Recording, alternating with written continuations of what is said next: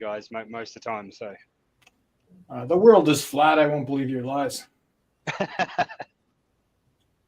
that's great. And staking ends for everybody at the same time, so it doesn't matter. That's true. The real clock. That's it. I see DJ Cryptomatic's going live soon as well. Is he going to come on here before he goes live doing on Twitch? He was earlier, a few hours ago. He was on, yeah. Okay. Or yesterday? Cool. Or yesterday? Or maybe I'm mixing it up. Maybe it was on yesterday. Just a few hours ago. He was here. He was on this stream before and saying that he's going to stream later. So you guys, Wolfgang in the chat says he's just started his set as well, so he's live, I guess. It looks like we have another opportunity for me to yell my catchphrase, and we're live on HEX Conference channel. We are multi-streaming now in order to get the word out even more about HEX's 5th birthday and the world record for the most 5 stakes. So everybody can follow the HEX Conference on Twitter, on X, but X is the most powerful social media platform in the world right now. And so the fact that Hexicans completely dominate the crypto sector of X is really awesome. And so please show your support. And as we start streaming there now, I'm going to give us an update on our stake count here. And I want to thank all of you for keeping this stream alive and interesting, and everything that you all do for the community. It's no accident that each of you are up here and setting a good example for everybody who's volunteering and participating. Yeah, let's go. So we have look, we got more. 5 more. It was 371 earlier. Just under 4 hours left, and yeah, people are still doing Quattro Cincos. Let's see. Of the most recent HEX stake IDs, we had somebody stake 13,000 HEX, which is what you need in order to get 1 T-share on Pulse Chain. Still the most popular stake today seems to have been the 5,555, but also Asami seems to have created a trend of making 555 stakes like this one here, which is a leap forward for him, I hear. That I don't really know his long-term staking plan, but some people have said that he went above and beyond what he normally does today to celebrate Hex's birthday with us. So shout out to everybody who is participating. Yeah, what a great team. I mean, there's so much talent. so many people are so good at so many things, and it's fun to be a part of this. And you know, if you're watching and you think, hey, maybe I could do whatever it is, yeah, you can. And you got a whole community here to support you. Let's go. You know what? Definitely. It just came to my mind that what we're actually doing is we have like this little pagan festival of some sort at the end of the year, where all the druids, they come together in a circle, they look at the stars, and they sacrifice some crops that they harvested from the last years onto the altar of their god, and say, here, taketh these sacrifice. We are giving it unto the future, and we're going to see what happens in 15 years. We are hopeful, we're cheerful, and we expect great things in the future to happen just by sacrificing this time, effort, and our, I don't know, connection. Let's see what happens. It's going to be another crazy 15 years. I'm sure 3 times 5 years. Let's say 3 times 5 more years. Yeah. How does it feel like having survived 1/3 of the time? Like I only joined on day 600. Feels unreal, right? It's day 1,000. It went by so fast. Something. Yeah. It's like yesterday we were breaking 1 cent for the first time or something. That's what it feels like. What? Wasn't that like yesterday? How are we 5 years in? What happened? Where did the time go? And that's exciting, right? To hear that and to know, right? I think 15 years of the 5-5 Quattro Cinco was a great way to do it. It's just long enough, like I feel like that's the timing of that really works for a lot of people, and it's going to be here before we know it too. Yeah, time actually, really flies. And as you get older, I think that happens even more. Everyone I know, you talk to them and they always say, how fast did that year go or whatever, and it adds up pretty quick. So 15 years really, it's a long bloody time, don't get me wrong, but if you struggle to save money and things like that, that's why I got involved in HEX, because it actually taught the idea of the delayed gratification and putting something away. You can't touch it for a while, just like the time pays me that Maddie's done and things like that. I think they're truly valuable tools, because in this day and age, most people, especially younger people, have no idea about saving and keeping things for the future. Yep.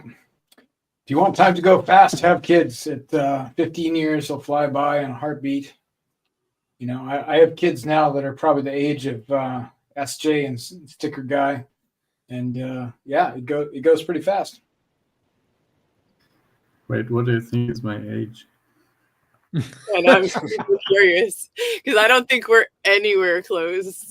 Yeah, I don't You guys think are so. like We just 18, look really, right? really good, right? Good man. That's a good man right there. 18, 19.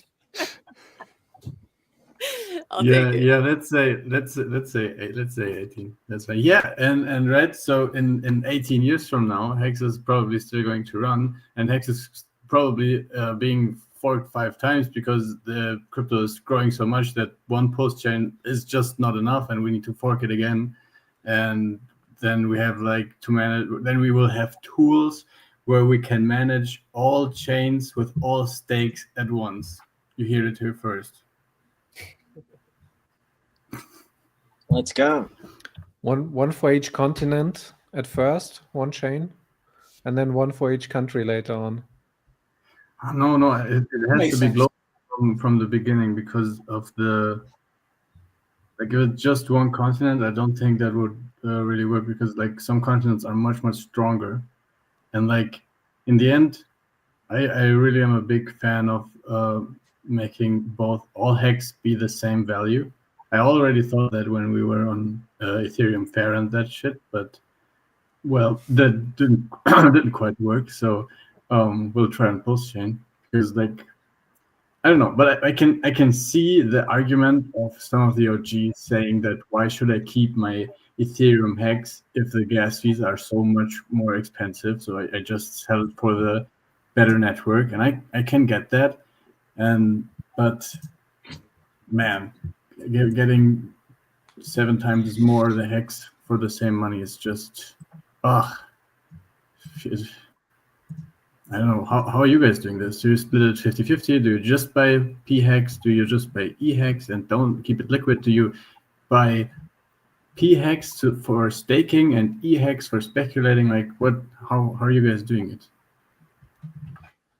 I think for EHEX, the problem is solved. We have Maximus DAO tokens that represent stakes at periods of time between 1 year and 15 years, where you're not paying staking and unstaking fees to participate on the same level. So, and then we have pooled staking protocols by the Magic Cartwright guys and by the Maximus DAO guys, where you can stake together to pay lower unstaking fees in the future. So, largely the problem is solved, but Alex from Hedron supposedly is working on something where maybe you'll be able to stake EHEX on Pulse Chain. So, I think there's lots of ways to interact with HEX via these additional contracts that don't involve you having to pay for high-end unstaking fees 15 years from now, when we don't really know what they'll be. They could be much lower than they are right now. Maybe it'll cost $5 to unstake on Ethereum in 15 years. We can't really say. But you can buy Maximus DAO tokens from that represent staked HEX on Ethereum, and you can buy those on Ethereum, or you can buy them bridged to Pulse Chain, and then you can farm with those. There's some great farms where you have basically hex paired against hex paired against hex with little to no impermanent loss. So it does serve a purpose. It doesn't serve our purpose today of trying to make a new world record, but yeah, those guys got game.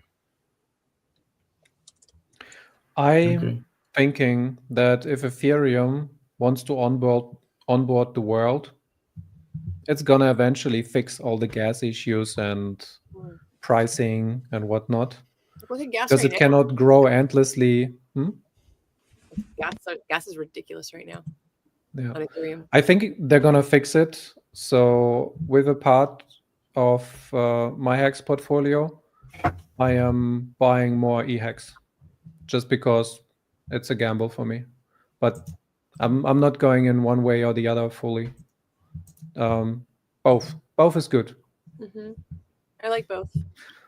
Slightly more EHEX because it's just down so much. It's like 1-to-5 ratio that you get right now. It's so much cheaper. Maybe if it's 1-to-5 and you have like $100, you can spend like 80 to buy EX, 80 to buy PHEX, and then 20 to buy the same amount of EHEX. So you have the same amount of HEX. It was the math correct? You guys get what I'm saying? Yeah, 1-to-5, yeah. And it was down even lower. It was 1-to-10 at one point. That's like crazy. I think you could accurately say that HEX on Ethereum favors larger stakers because they would likely receive more total HEX, and HEX on Pulse Chain favors smaller stakers as far as the amount of HEX that you'll receive and the fees that you'll pay to get said HEX. Not financial advice. Nothing here is. No. I'm one of the crazy guys, I guess. I believe in parity still. I don't know. A lot of people don't, but yeah. Same. I think it can still happen. So just like tiny bullet, I play for that. Yeah, I think because of the rarity, I think that HEX is going to become more scarce on Ethereum, and it'll almost be like a novelty thing. Like, I don't know, in some way, like I feel like that might happen. I really think there's going to be a lot of people that come in this bull cycle that are just going to buy it on Ethereum because they see that's HEX and it's the easiest one to get before they can even find Pulse Chain. So they're going to chase green candles and jump in. So I think it's a good thing to be in both. But also, yeah, the future of Ethereum, I think it's going to be a lot faster and cheaper as well. Has anyone heard much about the Sonic upgrade that's happening with Phantom, and it's going to be brought across through a lot of EVM chains, like especially Ethereum? Somebody mentioned that earlier today in the stream, but I think I was running the green screen room at the same time, so I didn't know much more than you just said. Yeah. Okay. So apparently, like at this first stage of it, it'll increase throughput by I think like 10 or 11 times or something. Yeah, and it's sort of coming into Phantom within the next few months, like very, very soon. So, and I think by what I've read, Vitalik's actually had a bit of, or given some backing towards that whole process happening. So I think Ethereum, really has a lot of legs to still go with, and I don't think they're going to be happy with it having high fees and that sort of thing forever, because they know that they're going to, it needs to be faster, it needs to be cheaper. Sorry for the introduction. Matty, did you see Hextech request? Hextech 16? Yep. Chat? We sent him the link and waiting for him in the green room, I think. Sticker guy is on it. I'm here. The only thing that I have to say about the EHEX versus PHEX is that I believe some people are going to be biased towards their own chain. And I think some of these Ethereum folks who trust Ethereum are going to look at EHEX before they look at Pulse Chain and PHEX. Like, I don't know if Richard said like no more EHEX, it's dead to me, supposedly because like because he doesn't want the Ethereum stakers to be like, you know, earning all these high fees off of hexagons, or if it was more, you know, about something else. You know, basically it was about maybe BankX like having a sell wall or something. So it'll be really interesting to see if that matters. What, you know, because we're already, I think, back towards the price of EHEX that it was like before the Richard Fudd tweet, and so I could really see it going both ways, which is why I think like that's why I think the market isn't valuing them the same right now. It's because like there's like kind of a founder FUD risk there, and yeah, so that creates like an opportunity and a risk and a reward, or a risk and a punishment for people who like choose wrong, and you know, the community like kind of got fractured about this and then healed, and so that's why today we're celebrating both chains and both HEX smart contracts, because they're both 5 years old today. I think and Richard I said bought that the same amount of EHEX and PHEX in dollar value, and I staked it Quattro Cinco. So nice. I did my part. I think Richard said that the community decided that the value is different because we set up the liquidity, and he's like not providing liquidity. So we decided that it is this way, and maybe he just gave it the killing blow for us to have cheaper prices, and now it is again up to the community to decide what we want, and the liquidity basically is the decision itself. And if the liquidity and the prices are back I don't think Richard or the OA like bought or that Richard or the OA sold any EHEX. So like, you know, he didn't decide in that regard. Like it was, you know, people who were deciding to buy or sell. So that's another thing that like in a lot of ways this is what we decided to make it. And so far it seems like there are lots of people in the community that either, you know, don't mind like bringing EHEX along for the ride, or they insist on it. So it seems like people have been getting along so far on this stream for the first whatever 15 hours or 20 hours, or I guess we're 20 hours in. So let's not you know, let's not have a huge breakup you know, here in the home stretch. But yeah, I think it's a perfectly reasonable topic to talk about, because it's you know, it's been covered so much, and I don't know. So I'd like to take an opportunity to shill some of the stuff that I've got going on. Let's hear it. Okay, cool. So I'm a part of the postcards group. We've got a Telegram group that's t.me/hex postcards. We've been sending out hex postcards for, I don't know, maybe 2 years.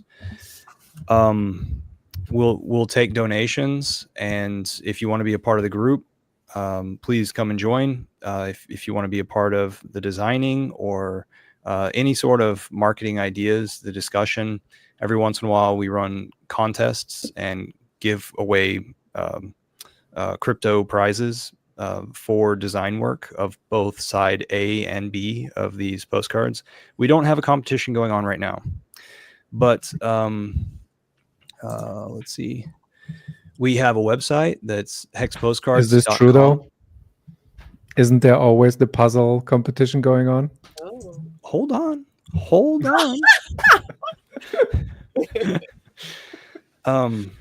See, what I need to do is somehow delineate the different things that I'm involved in. And so let me just take it one step at a time. At hexpostcards.com, up at the top, you can find a donate tab. And there you will find addresses on both Pulse Chain and Ethereum, and then also a link to our Patreon. I would really appreciate it if we increased our Patreon numbers so that I can sit there and brag about, like, hey, we've got this many hexagons supporting this. I want to interrupt you, because if you're wondering why you should do this, this is one of the number one things Richard says that we should do as a community. Outbound messaging. Like Yeah. the direct mailing, he's all about that. And I know people disagree. That's something I've heard Richard say over and over and over again. This is very important. And if you want to Yeah. hear him saying this in audio format, we've got it both on the website and on the Twitter handle, Hex Postcards. I think it's at Hex Postcards Twitter handle. And as well as we've got a few retweets of his in our feed over there. We've got a strong team. The team was initially created with the guy who created Hex Daily Stats. See, he hears what Richard says, and then he starts working on that assignment without any further instruction. He teamed up with, his name's Togash over here in Texas. He teamed up with a guy named Philip Banks, who has done printing and mailing as a business, and he's doing it at no profit for our group. Whenever it is that we choose to use him, sometimes we've chosen to use other people. We also point out on our website other printing options so that you can understand that there's a variety available. Printing, you just upload your imagery and pay the fee, and boom, all the work of the mailing is done for you. We have once sent to Canada, and we have multiple times sent to United States. And I believe we're approaching or have just passed 500,000 addresses reached. Now, the idea is if we get enough people behind this effort, then we can send multiple times to the same addresses to where we can remind people over and over, hey, this opportunity is there. Because with direct mail, it takes a few times to saturate the market and people to think that, oh my gosh, I see this logo everywhere. It must be in everybody else's face. They must be involved in it. And I got to figure out what this thing is. It's just how human psychology works. We've gotten the prices down to anywhere between 25 cents to 48 cents per postcard. So think of it expensive or think of it as inexpensive. I don't know. That postcard that SJ is handling there, that's one of the competition winners. That's the first place winner from, I think, 2 contests ago. They're nice And too. I like the size of them. Real quick. That is 6.5 by 9 inches. So it really sticks out whenever somebody's grabbing their mail, and it's very colorful. It has that UV protection that it comes common with everything. Now, that one that she's holding up now is the original one. Let's see the backside of that. Yeah. So this is a beautiful chart, and these guys spent a really long time making the first edition. And then it's also a heavy stock. Mm-hmm. So it's very bold with the touch. And so I sent SJ a ton of these things because these were the extra prints that needed to go somewhere. Like whenever you print off a batch and you only need to fulfill so many thousands and hundreds and to the exact number of addresses, well, you're printing off thousands at a time. So the extra amount has to go somewhere. And I had been stacking them up at my house. And then SJ said, well, you're doing Ubers, right? You're doing something that's interacting with people. And while it is that you're having conversations with people, you would like to introduce the products to people. So those are onboarding tools. Did you want to say anything else about that? Oh, just that it's great. And I because I travel so often, I'm able to also give them to additional community members so they can pass it on as well. Yeah, at meetups and stuff. Mm-hmm. And like, keep in mind, Richard has said that with all this gatekeeping that we've experienced, you can't gatekeep the mail. We paid for it to be delivered, and it's going to be delivered, and it's going to get in people's faces. It's going to get in their houses. It's going to get on their tables and sitting around. So that's one thing. Now, separate and all the donations goes straight into the mailing. We take no profit whatsoever. We're all Hexicans. We're doing this because we want Hex to succeed. Everybody in that group list was a part of the AA lobby. So that's how long we've been a part of this whole thing. So does anybody have any questions before I move on to another thing? Silence, that's great. crickets. Awesome job. That's incredible. I think that that's a super powerful tool that will continue to make a huge difference in onboarding. I mean, one that I won't name specific names, but there have been some influential people who've come in through the postcards and possibly even more. And so, yeah, I'm also really excited by how the community has collaborated together in order to make that more and more successful over time. Very cool. So another thing that I'd like to bring to the community's attention is, and thanks so much for allowing me to do this. This website that I have right here, mailhex.xyz, that forwards you to a Twitter account that I created that's mailhex, and also my Twitter account, which is EcoBuilder, which is this other one here. What I've been doing is offering free cards and stickers related to Hex. So here's a bumper sticker. Here's an example of a smaller sticker that's the same design. Here's an example of a business card with the Monopoly guy on it. He's running 2 Hex. The community helped me design these, by the way. And then we've got a Hex Scout sticker, so forwarding people to the app. And then this was my original one where I love the black background with the Hex logo, the QRs, which are very simple because that says there's a guide and then also the product.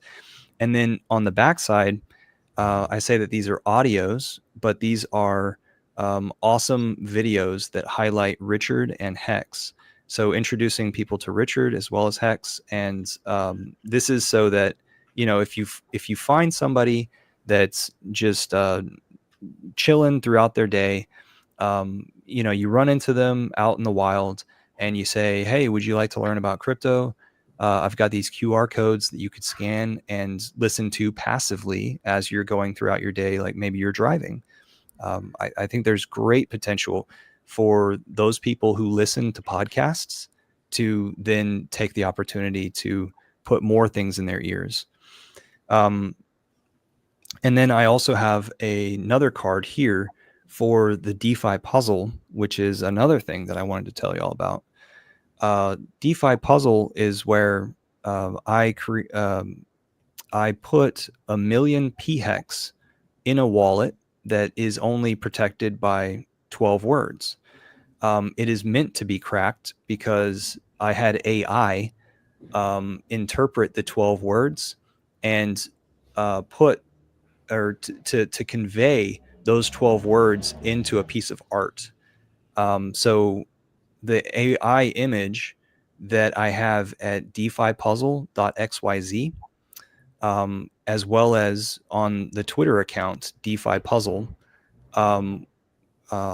it has the address where you can see the PHEX available on the blockchain, as well as this official image. There's only one image for you to look to. And it's not that I have like small words written like you go find Where's Waldo. Instead, the image conveys the 12 words because some of them are adjectives and some of them are nouns. So just keep in mind that it's the AI that created it. And here and there, I've given clues in videos, and I actually gave out a clue just last night because Crypto Claus has been after me for some clues, and I was like, "Hey, catch me whenever I'm drunk," and she was like, "Ha ha ha! No, seriously, you need to give us some clues." So I gave you the first clue. Hashtag DeFi puzzle clue.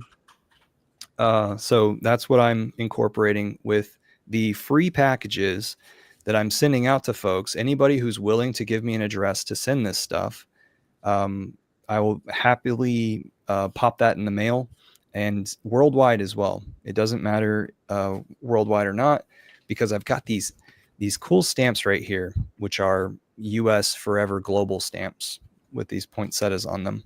So no problem. And I'm able to fit everything within an envelope. So it's just a nice, simple send. And I What's believe the that's value at right now? the value of that a million hex is what 24,000. Yeah, play around. Okay, so here's another thing on that topic, is that we're having it to where the prize is hex. So people's eyes are on hex whenever they're playing the game. But they're also being brought to look at pulse chain, to look at the chain and the network settings. So it's bringing more eyes to pulse chain and hex. I advise people to not necessarily spend their time trying to figure out the puzzle, but yet use this as a onboarding tool to teach people about wallets and about blockchain and how this stuff works. Because it could be a time waster for people, you know. But if you're learning and you're getting your training wheels, then I think it's a great thing to pass to people. So I have sent out in these envelopes. I've sent out at least 585 addresses, and 300 of them were done just recently. And so I appreciate everybody who's trusted me with that. I take security very seriously. So thank you so much for allowing me to talk about that. If anybody has any questions, please ask them. And then if whenever that's done, I'm gonna bail. I'm gonna gracefully end my presence on the stream. Thanks for having me. Right on. I just wanted to mention I got a package from you sent out with a heap of Hex business cards and the DeFi puzzle cards as well, which I've given out, and some stickers that I've very carefully placed around the place to get in people's eyes. But I love what you do, and the fact that you were just you just sent that out to me, no worries at all, was just such a great thing. So thanks for doing I guess what some people might see as a bit more of a boring side of things, where you're sending things out in the mail. But I agree, it's very, very important, and can't be gatekept. So yeah, thanks for what you do. And what I've done is I've done what I can easily do, which is graphic design and getting something printed and organizing a mailer that gets to you. Now, what you're able to do is boots on the ground, utilizing these tools to have conversations in your local area. So I'm giving you the tools, and you're able to go and have the conversations and streamline that stuff. And I know that Hex Deck is one of my recipients as well, with putting bumper stickers on friends' cars whenever he onboards them. Whenever he's a chef and speaking with high value individuals, he's able to pass cards, get people some audio, or get people some flashy, like let's say business quality representation of what we're all involved in. Yeah, it's so good. Hey, in regards to the stickers that you sent, I quite like the hex.com smaller stickers.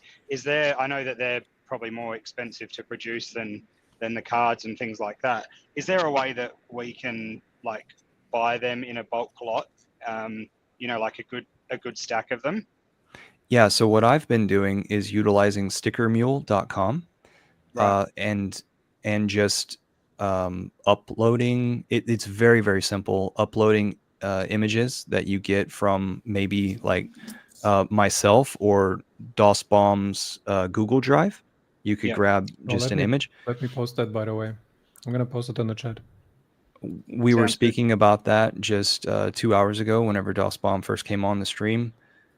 There's a cool thing at stickermule.com where there on their homepage, there's a button that says Get Samples. and you're able to get 10 samples for $10. That's including shipping of anything that's about this size. So like coasters, magnets.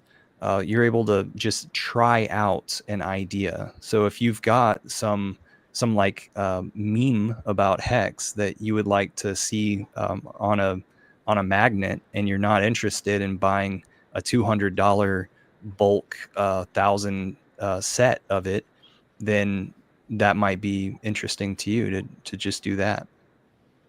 That's great. Thanks for that tip. I'll get onto it. Yeah.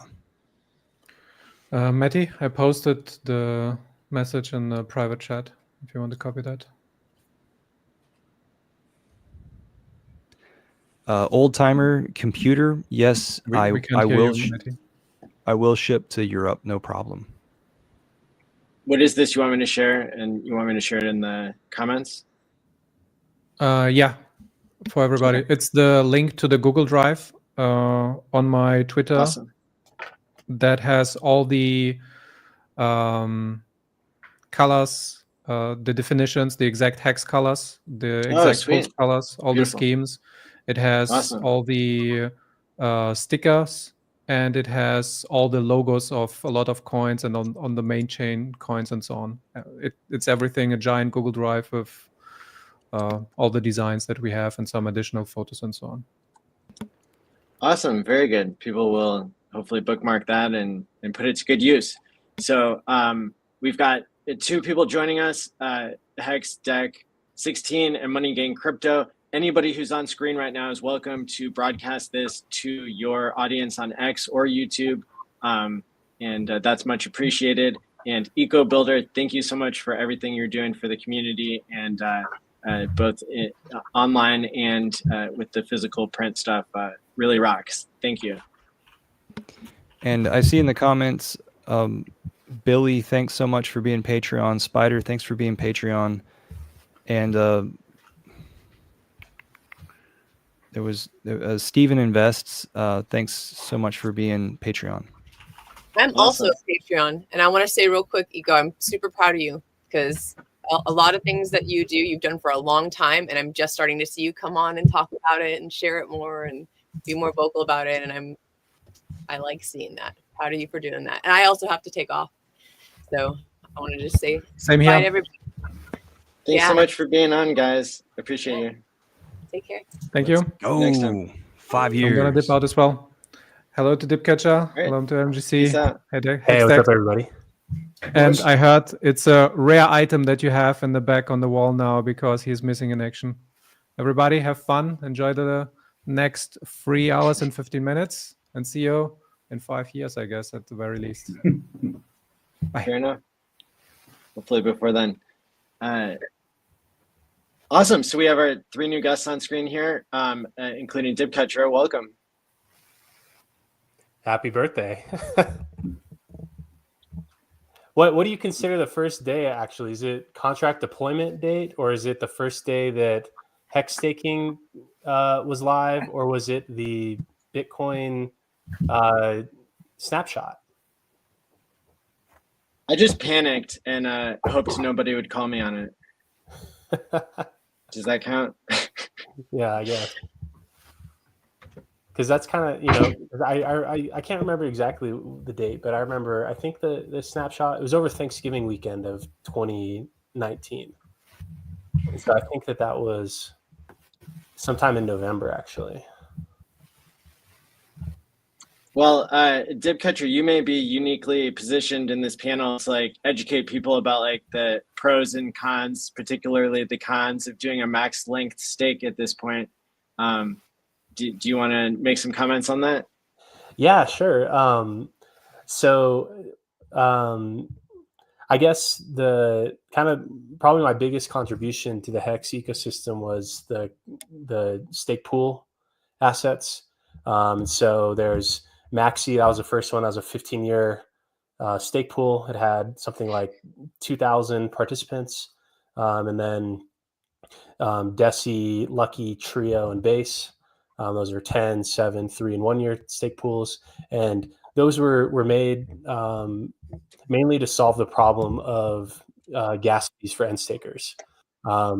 Because every single time you end your stake, it has to calculate your yield over the duration of your stake. And that yield calculation was already expensive. It was something that was actually noted by the HEX auditor before HEX even launched, because the original HEX max length stake was going to be 50 years.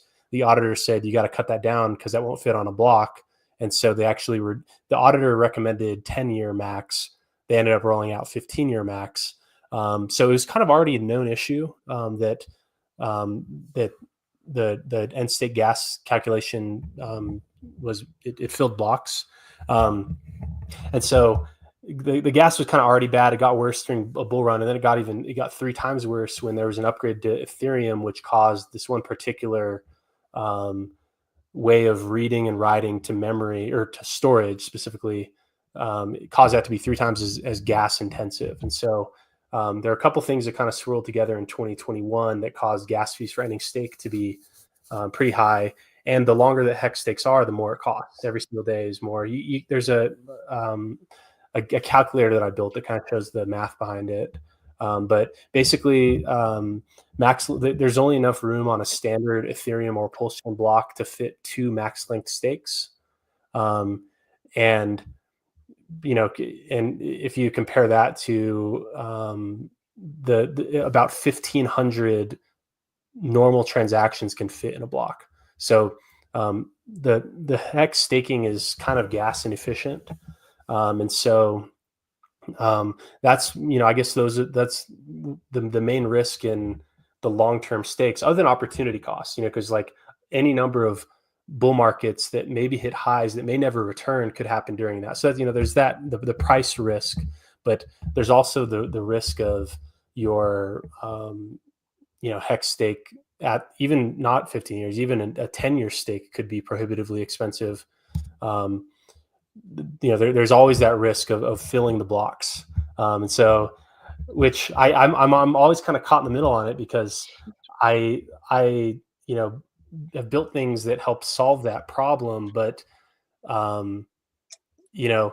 there's been a handful of instances where there's a ton of max length stakes. So today has been the third. So the first one was Big Payday.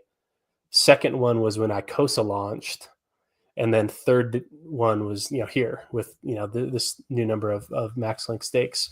And so these instances create a situation where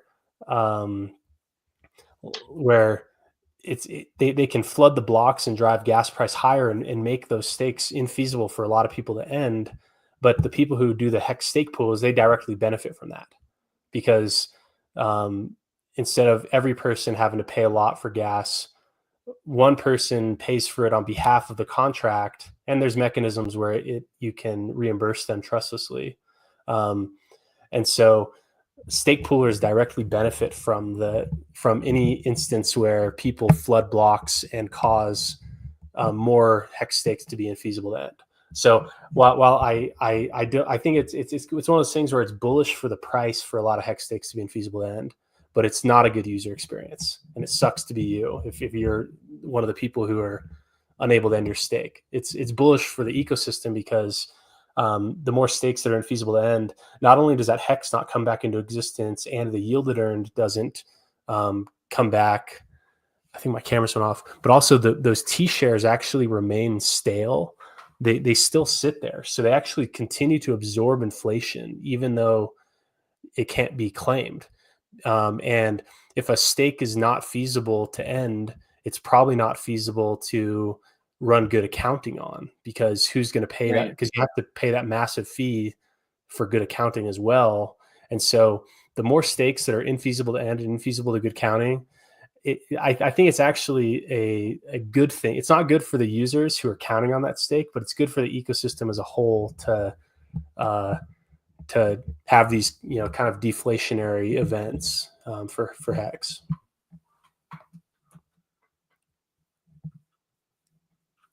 Interesting. And I guess after 175 years, then the game's over. Yeah. So I remember hearing that early, even before HEX launched, something about, which I didn't understand at the time. I didn't understand any of that at the time, but he had noted, and something about that, and it was the choice of what type of unsigned integer, like how much memory per unsigned integer. So it's like uint 16, like, you know, so that's like a number with 16 spaces. And what that comes out to is a day 175 years in the future where you will no longer be able to end your stakes.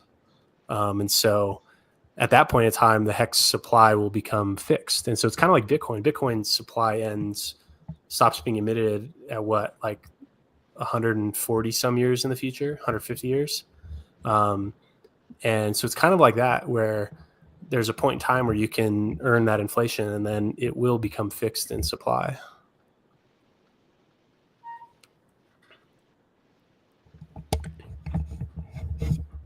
Hey, Dipcatcher, I've got a question for you before I go. I'm on the road and I'm about to run into a bad signal area. But is there a pool party stake starting today for the Quattro Cinco? Do you know? Yeah, there is. There's one. It's called B-Day. Okay. And, it's on Pulse Chain only. I think it has about like 500,000. Yeah, so the person there, I don't know how many people have joined it. So maybe add those to like the number of stakers on the. Yeah, we're tracking that on Ben Sierra Pro's dashboard here. I know it's hard to see, but if I zoom my eyes in really close, I can see 1.7% of the HEX staked today is in that pool. Oh, cool. Or that will be. Awesome. We're counting it. And how's the pool party, protocol going? Is it getting much use at the moment? And is it mainly on Ethereum or on Pulse Chain? I mean, most of the activity is on Pulse Chain. There's, let's see, on a quick look, I'm looking at the dashboard. That's funny in a now. way, isn't it? Because of the gas fees on Ethereum, you'd think you'd be getting more use. On Ethereum.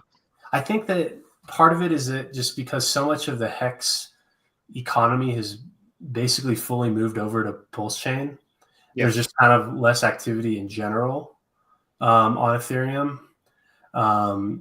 And so I think that that's kind of the main driver. And I'm looking now at it. There's the largest one that's on here has like about 4 million HEX. And then in total, there's probably maybe like 10 million. So it's a lot small, less activity than kind of like the big kind of campaigns with the big ones. And probably a lot of that has to do with the with just, you know, the thought of gas fees not being particularly high on Pulse Chain. And I think that the timing of its launch as well, it launched a couple of days before the market has decided that PHEX is the real HEX. Update your and so it's kind of only existed in probably the most bearish time in HEX history. For sure. And I think that like so like with less urgency around gas fees, which I think people take for granted, like gas fees today are not going to be what gas fees are in the future. Between that and then also like with these being smaller pools, there's like, you know, like even the big pools, like there's generally been a problem with liquidity because most people that own it like don't really want to post it for sale. And if you're a liquidity provider, unless there's huge amounts of volume, you're going to get there's like programmed in and permanent loss because as the price ratchets up to the redemption price every cycle, you as the liquidity provider, you capture about half of that gain. And so because you have sold on the way out. So those pools in general have had, you know, like a lack of liquidity. And then with these smaller pools, even like you kind of lose out on that. So, and I think generally kind of low promotion aspect on it too. Like, you know, it's kind of there as like a HEX utility. And, you know, there haven't been kind of like, you know, a big promotional effort around it, frankly. And so kind of as is, it's kind of operating pretty well, and then kind of in the background, I've been working on some upgrades to the site, specifically around the HEX stake pool page. It just takes too long to load, and I have kind of my own indexer, so I'm working on moving that to like a subgraph type of system, so that'll load faster and then just have better performance overall on the site, and improve the shareability. So there's some things I've been working on related to the dashboard, but I think that in a full-on HEX bull market, I think that these things will probably become more popular, especially when there's just new opportunities to reframe the value propositions. I would say sure. Deci is my favorite version of HEX these days because of the discount relative to like the value accrued. Oh yeah, I mean it's like if you're buying Deci, you're effectively buying HEX that was staked 2 years ago almost at a discount, and you're getting the T-shares that were backdated, and you're getting like 30% more of the. So it's basically like you're getting like that spread to 1. That's like instant yield you're capturing, and then on top of that, like the T-shares are earning at a higher rate than you could earn now. So it's like this like double bonus you get there with like the instant yield, of the principal that you're getting for less than it's worth, and then those backdated T-shares. Yeah, it's like Grayscale ETH that was half off before, like 2 years ago. That's how I see it because of the like net asset value of the accrued HEX being higher than the people are still trading Deci 1-for-1 with HEX in general on Pulse Chain, and so and what Fast Abdul has done, I think, has increased the liquidity enough compared to maybe a year ago to where it's somewhat tradable. I wouldn't say that I'm directly responsible for that. I have my role, but the FUX exchange, and I'm sure DibCatcher is well aware of the pools there with all the Maximus DAO tokens. Those are some of my favorite low or no impermanent loss pools on the Pulse chain. HEX paired against HEX, paired against HEX. It's a pretty good risk assessment to me. Yeah, and that's where most of because from a user's perspective, it might be hard to kind of reason about buying on there, but just how the aggregators route through it, that's been a big improvement to the liquidity. And I've kind of been looking into other things. I remember way back when I used something called Geyser. It was like with Ample, if you remember that, from like 2020. And they had this thing where you if you provided liquidity in the Geyser pool, there was like these like bonus incentives.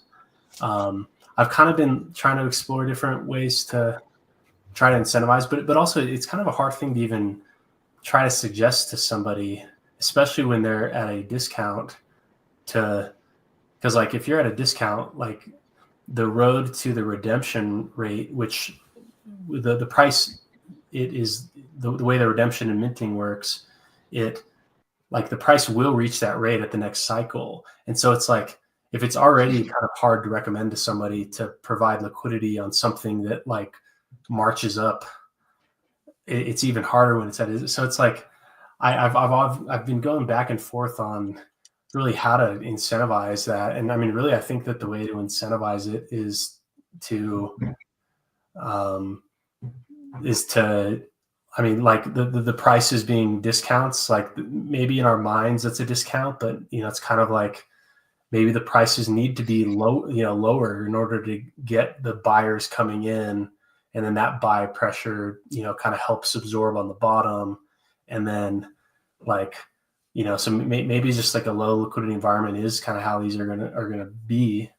The other solution I've had, and I almost rolled this out into the new pool party ones, and once I get around to building this, I'll add this as a pool you can deploy in pool party. But kind of this concept of what I call liquidity boosted pool, and basically what that would be is that a portion of the the supply of the token. So, say the pool token, whatever it's called, a portion of that supply is allocated, say maybe 8% of that total supply is automatically listed in a V3 position spanning between 1-to-1 all the way up to, 1 to, or up to the estimated redemption rate. And so in that situation, that liquidity pool over time gets replaced with HEX, and then the HEX from the liquidity position is then pulled and then distributed as yield. So the total yield measured in HEX would be slightly lower because of the opportunity cost of that supply, I guess, because if 100% of the supply was allocated to staking as opposed to a portion of it was allocated to a position in a liquidity position, which is going to scale out over the range. And so the average cost basis of that is going to be about half the difference between start price and redemption. Then so there's those pools that have slightly less yield, but then they would be much more liquid. And the liquidity wouldn't necessarily be like, the risk of that liquidity isn't necessarily put on any one person. It's kind of put on everybody. And then the benefit of that is that just better liquidity for everybody. So there's some concepts around like liquidity boosted stake pools that I've kind of prototyped, but it's definitely something to consider. Yeah, no, I think that could work. I think a lot of those tools already exist in one form or another. Like liquidity providing shouldn't be thought of as a short-term project. Like if you're doing liquidity providing or liquidity farming on a 7-day basis, you're probably going to get wrecked. But something like those, either of the 3 Maximus DAO pools that are on FUX that are gauged, if you're in there for 5 years, I suspect the total math on your fees and your farming yield versus any sort of impermanent loss you experienced, unless you withdrew at the exact wrong time when something was being redeemed, is probably pretty much in your favor. Yeah, I think so. I haven't done the math on that comparison of the impermanent loss versus value captured from the farming. If you compounded your yield from the farming back into the pool, if your whole goal was just to get more HEX, and any yield you received, you just compounded it back into more HEX. And there's guys that are working on things to do that, like to set up auto compounders for pools exactly like that. Like those pools could be the best way to have the most total T shares. Because if we look at the Maximus DAO tokens as T shares and the HEX as potential T shares, I would think that could be the path to having the most T shares in your wallet. It could actually be represented by those LP tokens, because like you said, you have your redemption periods where like with base recently, where things are going to shift in a certain direction. But even if you stayed in that pool for that whole period of time, and obviously it's moving up closer and closer as you get to the day. That's where all the fees are pumping, because everything's moving through those tokens.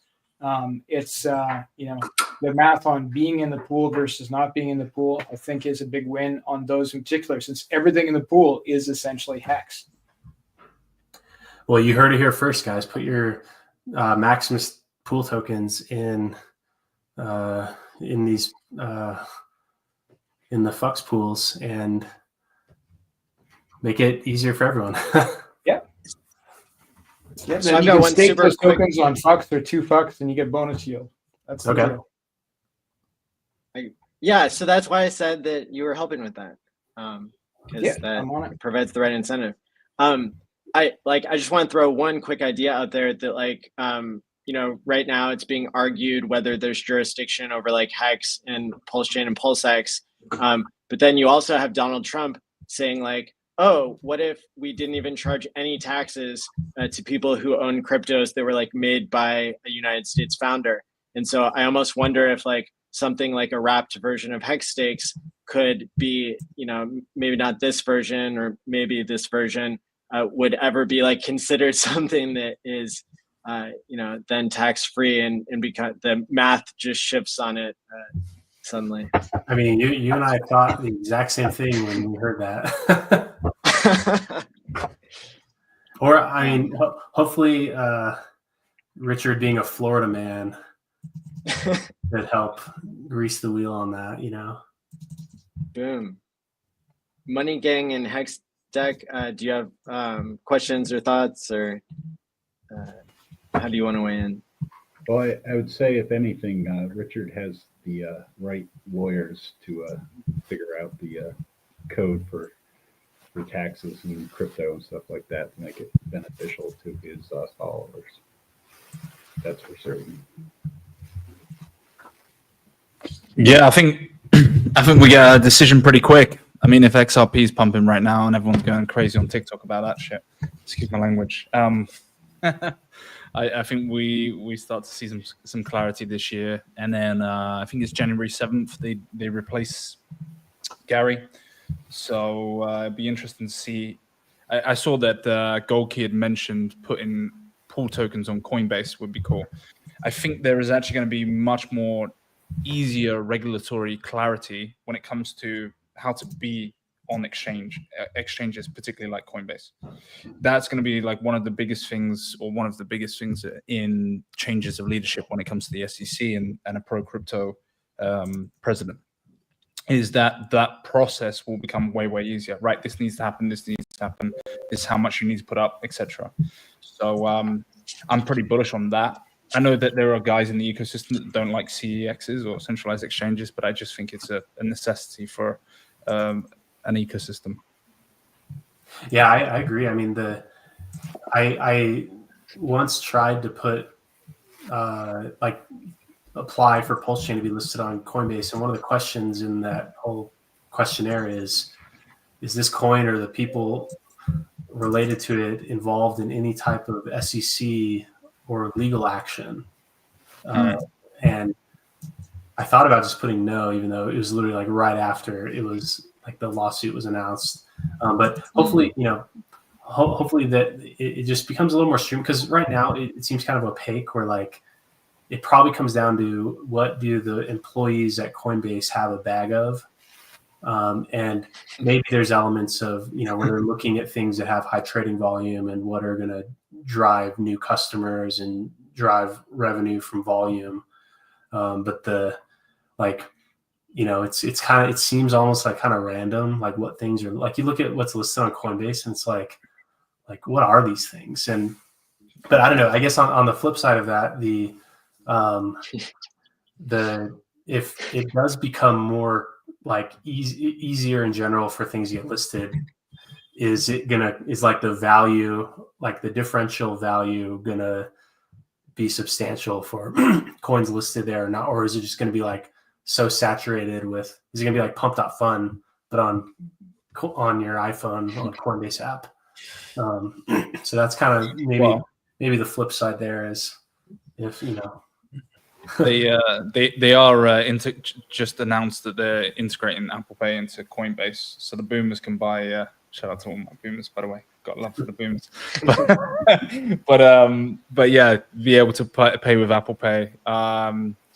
And the other thing I've noticed with the Coinbase listings, I mean, one of the things that just popped off was Moondang, which the big hippo, right? The meme coin, and Chill Guy. But they announced, I think, I'm trying to think which exchange it was today, because we were talking about it in a space. Just the roadmap that it will be listed, and so the price is pumped quite a bit. Moondang specifically, and look again, it's not listed today. It's just the fact that it will be in the future and stuff. And when I look at it, I go, okay, well, that isn't even, it's not even listed just yet. It's on the to-do list.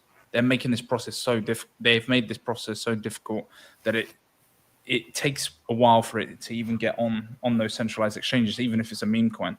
And all they care about right now is they have been just focusing heavily on meme coin listings and stuff like that, just because the narrative is that at the moment. Obviously that'll change down the line, but yeah, it's interesting to see what will happen come January 7th and then how the SEC kind of handles it under different leadership. I'm hoping it's going to be really, really easy. And yeah, we all need exit liquidity at some point. So I'm okay with retail buying up, a ticker that they see in the top, 30 or whatever, and pressing the button because it's gone up. It's the highest in the green candles and the percentage increase. Yeah, like I think just like having millions of people get an email from Coinbase saying this has been listed, and like people treating Coinbase listings as some type of like validation of is it safe to invest in, even though like last cycle the performance of things on their Coinbase listing, it seemed like everything was just straight line down. Like one I always look at was ICP. ICP was terrible. Yeah, like it listed at like some massive price on Coinbase and then just bled forever.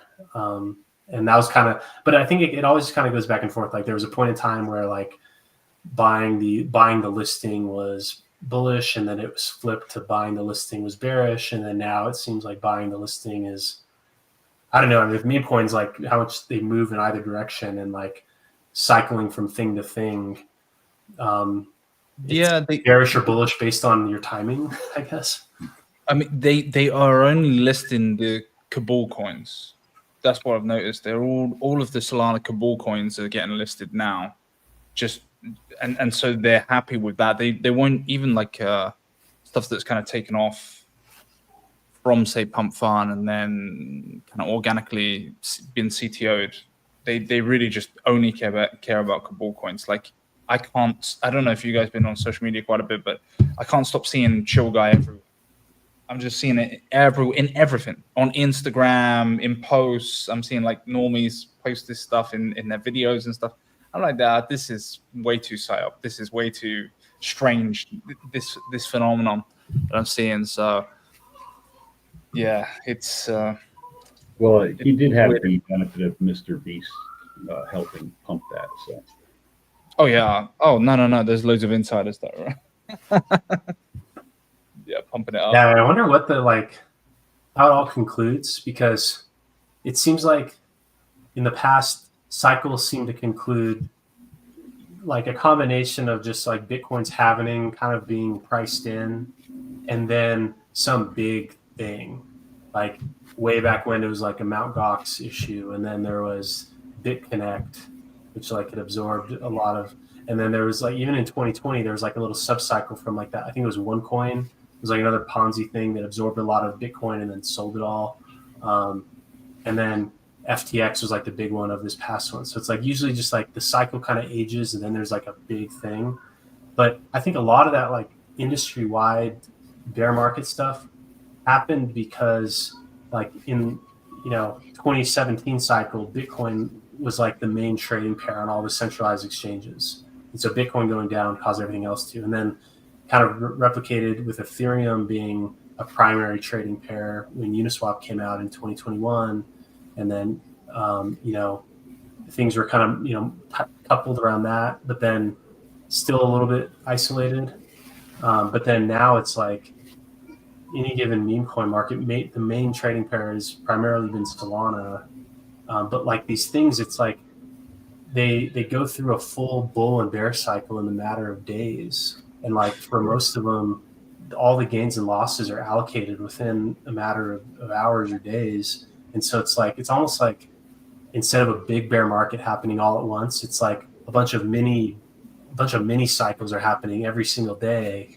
And then like maybe, a tiny percent of them have some type of staying power, some type of like resurgence. And so it's like, what does a bear cycle look like when this has like been the main driver of retail adoption, has been people coming in because they see a meme and then they then they buy the coin related to it, and like they enter in that fashion. And then like with Bitcoin, like so much of the demand has been institutional or corporate or now governmental with like El Salvador. And so it's like that one may be kind of in its own isolated cycle because the category of user is different. So like I think like the bull market has not been spread equally. Like there's not been a rising tide that lift all ships. Like Bitcoin going up on its own, I think it like underperformed in the last cycle. And I think that's kind of set the stage for it to overperform this cycle. And then like a lot of in the past, before there were these exchange traded products that made it so that like an institution could buy Bitcoin in a way that fits into their framework. In the past, they used to have to buy into hedge funds, and then the hedge funds kind of had free reign. That's why a lot of value was kind of, leaked into other areas. But now that there's like a direct on-ramp to Bitcoin exposure, you can buy on public markets. That kind of took away that. And then with Solana being not an EVM chain where you had to like bridge through Ethereum to get to Solana, and all the exchanges support it, all the consumer users who are onboarding into meme coins, they're going directly to it. And so it's like, that's kind of been the bull market has not been treating everyone equally in that sense. And so like in the past where bull markets kind of treated everyone equally and then everyone kind of bled equally, does that mean that like this time around, like maybe there's some Solana bear market, but then things that that didn't benefit from Solana's bull market, maybe those things kind of, aren't impacted as bad, or maybe they directly benefit from it. So maybe it kind of changes what the cycles look like, where instead of everything going up together, it's like things will just kind of go on their own, and then it just kind of, will be a little bit different.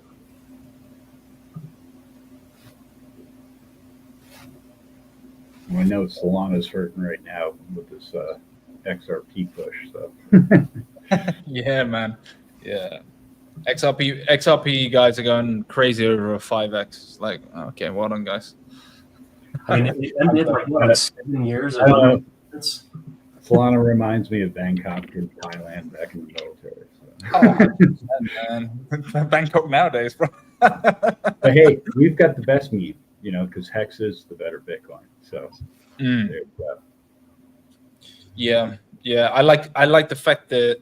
So at first, I didn't like the split in the community, but what I've noticed now that there is a definite interesting like split in kind of perspectives when it comes to like, hey, I'm more PHEX advocate versus EHEX. So what I've noticed is that the guys who are really into EHEX right now is kind of more of the guys who are into the more Tropa kind of PDI ecosystem, that kind of more speculative plays.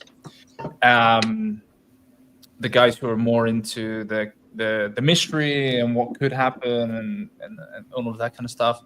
And then, PHEX is doing what it's doing, and people are like, hey, this is what the market has chosen.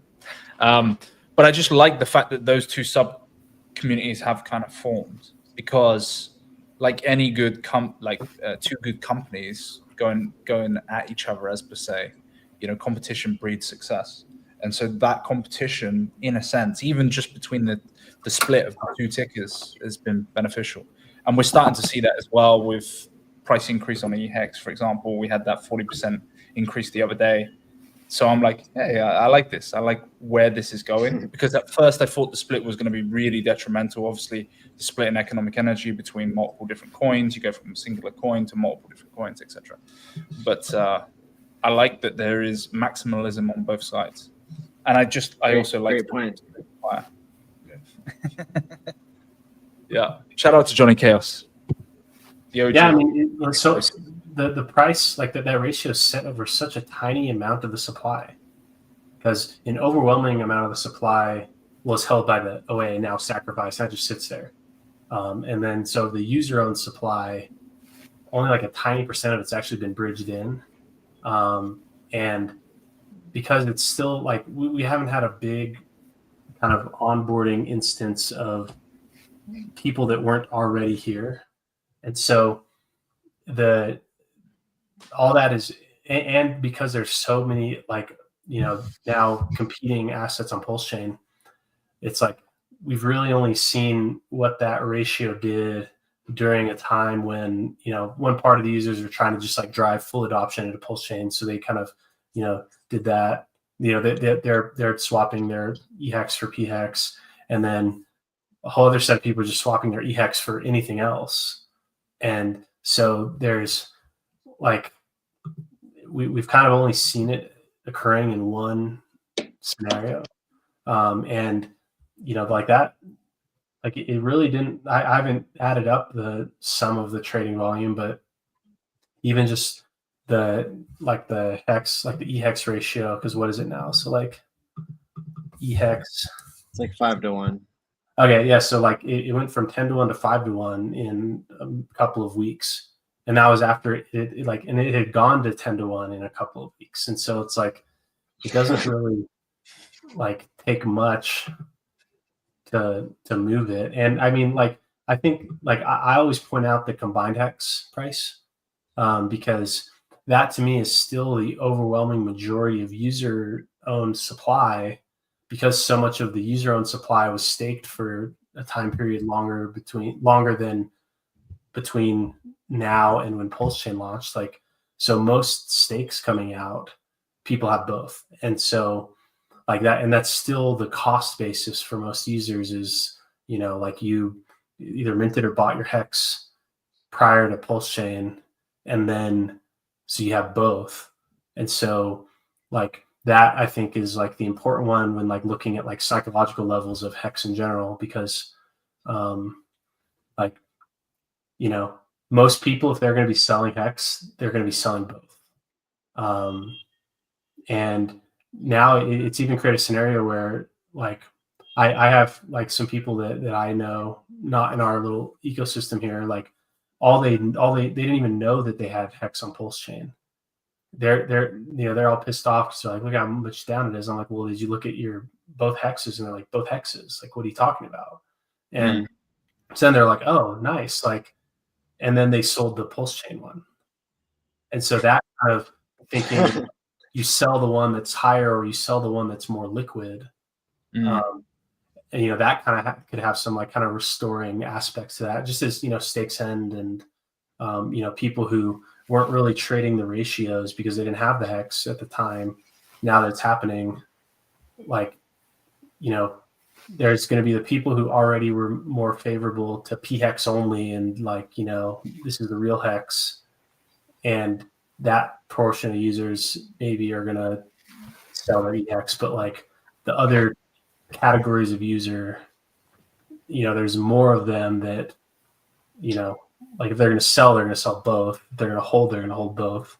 Maybe if they're going to buy more, they're going to buy, like it comes down to like their on ramping. But things can change, and then they'll continue to change. Like it'll never really like reach a stable level because, there's one thing that could make it reach a stable level, but and that would require like OA action. But I'm not really counting on any type of thing like that. Like the time to do that, like it's crazy because like you don't believe in parity, Dipcatcher.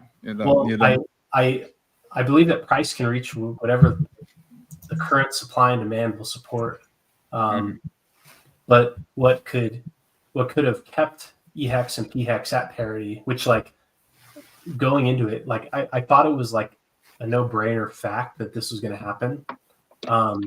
All of the sacrifice, because like the time leading up to Pulse Chain launch, all of the coins that were not HEX got sold, and it came out to like $600 some million. And then there was like a couple $1 billion of HEX, including all the OA's HEX and all of the HEX that was done through that like recycling thing, where like the ETH from yesterday was put back into the contract. And then which is very, very easy to track. Like if you look, you can actually get a good sense for what portions of the HEX supply were basically just like kind of captured in that way. And all of that was sacrificed, except for one address. One address appears to have forgotten to. There's like one out of the like hundreds of addresses that just, I don't know if the bot that did it just didn't do that one, but so like all of the HEX was sacrificed. And I was like, okay, like that accounts for like 85% of total supply. If all of that is just put in a burnt liquidity pool, locked in a liquidity pool at 1-to-1, burn the keys, there's now no more OA risk at all in HEX on either side. And 2, everyone's bag would have fully doubled. And 3, even if 100% of all the user-owned hex was to sell in either direction, the most it could have moved, I can't remember my calculation, was something like 24% would be the max ratio difference. Yeah. And that would be like if 100% of the user-owned supply was sold in one direction. And so like, in my mind, like going into it, I was like, oh, like this is like a no-brainer. Like this would be a big catalyst for Hex, like going forward. Like now we actually, like basically like it would have been like an OA subsidized doubling of the bags through like the liquidity bonding. And then both Hex on both, like, you know, both are basically interchangeable. And I thought that was going to be a big part of like the scaling solution. But then when I saw, and like the AMM bot, like the time period when the AMM bot runs, my assumption was that was going to happen. That was part of the AMM bot, was setting up the liquidity pool for EX and PX. But then when that didn't happen, I was like, oh shit. That would create a negative externality with like the ETH gas fees though, right? Like on the system of the bonded prices. Like if Ethereum tripled their S load again, they could just bleed out the system. Well, like, because people would arbit. That could potentially cause the EHEX one to increase versus the PHEX one, because increased S load or any increase in cost on staking, all that does is cause supply to deflate. And so if pulse chain supply continued to inflate and then EHEX one stayed where it was. But then people would pay more gas in ETH to like end a stake because it would be profitable. And then, yeah, I think it would. I mean, I guess if it's profitable and it's profitable, you know, and yeah, so maybe there's like net dollars that are escaping in that way, but right. But then like, you know, that was, you know, part of why like all the stake pools. It's like we rushed to, like, if you remember back when we thought that Pulse Chain was going to launch in mid-May of 2022, the maxi minting phase was originally scheduled to be much longer than what it was, but then it was cut short because we wanted it to be to capture that benefit of like the dual chain thing. And so yeah, I mean, you know, there is that negative externality, but like, you know, it's just part of the cost, I guess. There's like a solution that Futurist came up with to like solve like the gas problem in Hex, but we got stuck at the part where it's like, well, why didn't somebody do this already? In terms of like, the best way I can describe it is like you know, there's a little bit of code added, and so it would have to be like an airdrop fork supported by the founder, or massive, you know, community liquidity providers are supporting this solution. But basically, the way that the contract could have been written so you didn't have to loop over every single day would be to create a variable within the system that calculates what a standard T share. Yeah. That should have been it. So why wasn't that done originally? So I asked, there was an interview with Kyle that Crypto Coffee did, and in the chat I asked why, and I actually wasn't satisfied with his answer. He said it was because of some rounding issue. I'm like, okay, well, either if you're worried about rounding issues, then default to round down. And it's like, right. Yeah, like, yes, because, yeah. Because I guess they were worried about like propagating rounding, like because there's like no concept of decimals, and so everything has to be an integer. And yeah, but the answer came down to like propagating like rounding error, and I'm like, okay, well, if you just round down, you don't have any error to propagate. Maybe it didn't give them enough precision or something. But there's enough that like you solve the precision with just decimals, like, or just like, you know, if you're, because it can only impact 5. So 5, so the minimum decimal, like if it is rounding, then that rounding only applies to 98765. So there's 5, you know, units that could be impacted by it, and those are like 8 decimals down the line. Like, because there's 8 decimal places in Hex to match Bitcoin, and so like, I didn't think the rounding was a So was the goal to create Pulse Chain all along? No, I think that, I mean, that was like the, you know, I mean, it was pointed out in the audit, and I think that there was just like a rush to get it out the door. And because I remember just hearing the story about how HEX was built, where like there was an early version of HEX, and then I think there was some falling out with the developer who did that, and then he actually deployed that old version of HEX as his own. Didn't get any adoption or anything, and then like he had cycled through a handful of developers, and then finally one guy came in and like made it happen.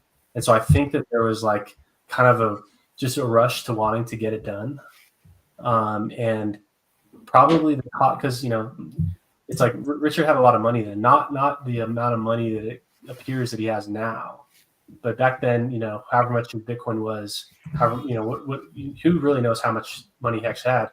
Maybe paying developers like 3 different times for it not to get launched.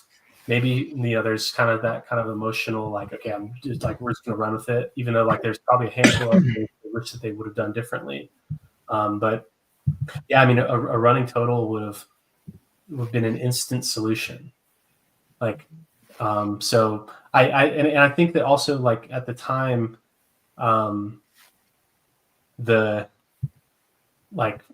maybe they just weren't really thinking about the gas and like blocks. I mean, they obviously weren't thinking about block size at all, because the version of the contract that they had put forth to audit, the max length stake wouldn't have even worked because more gas. So like, I don't like, maybe those intricacies of it, it's only visible in hindsight. Like I think at the time it just didn't even occur to them.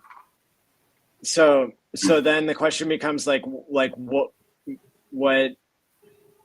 do you think would happen to fix it now?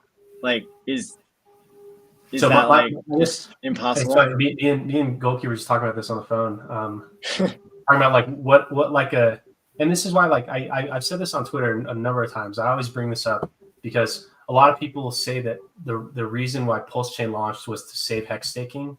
I do not believe that at all. I think the reason that Pulse Chain launched was because there's big financial opportunity related to alt layer ones. Because when the idea for Pulse Chain came around, there was Solana, AVAX, Phantom, BSC, all these alt layer ones that were having huge markups, a lot of activity.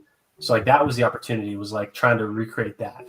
Card slot, PulseX being integrated natively, like largest airdrop, having the copies. Yeah, all these all these competitors to HEX, basically.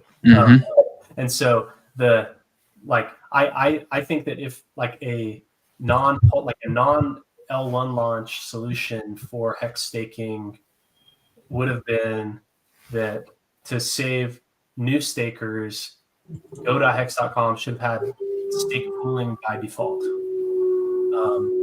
or just bundling. Like like the stake pools that we launched, there's thousands of users in there, so people basically pay nothing.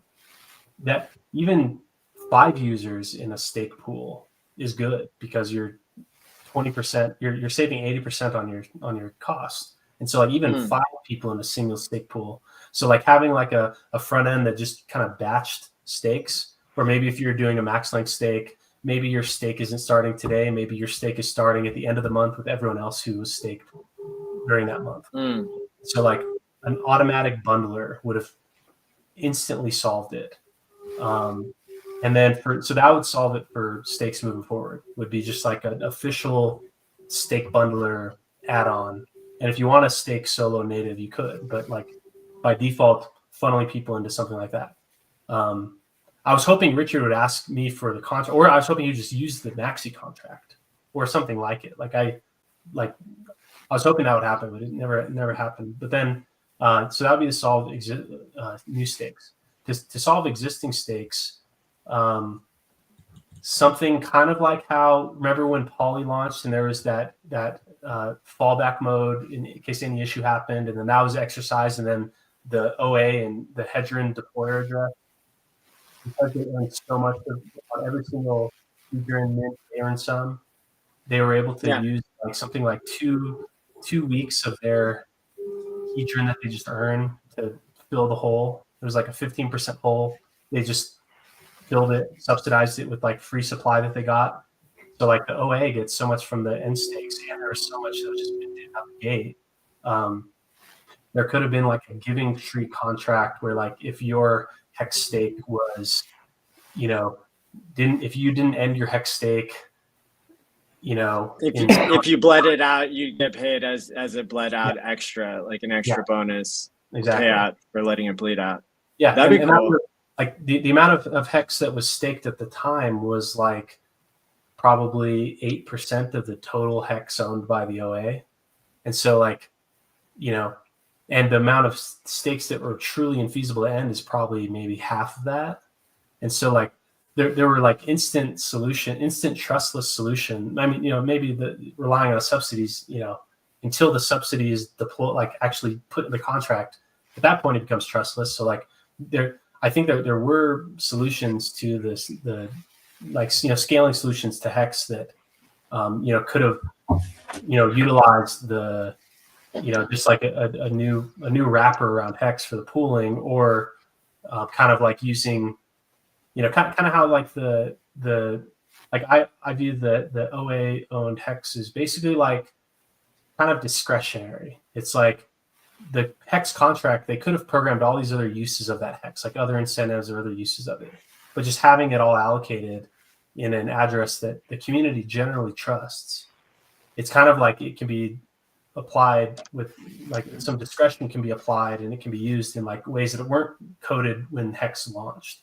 And so I think these solutions would be compatible with the current version of hex. It's not too late.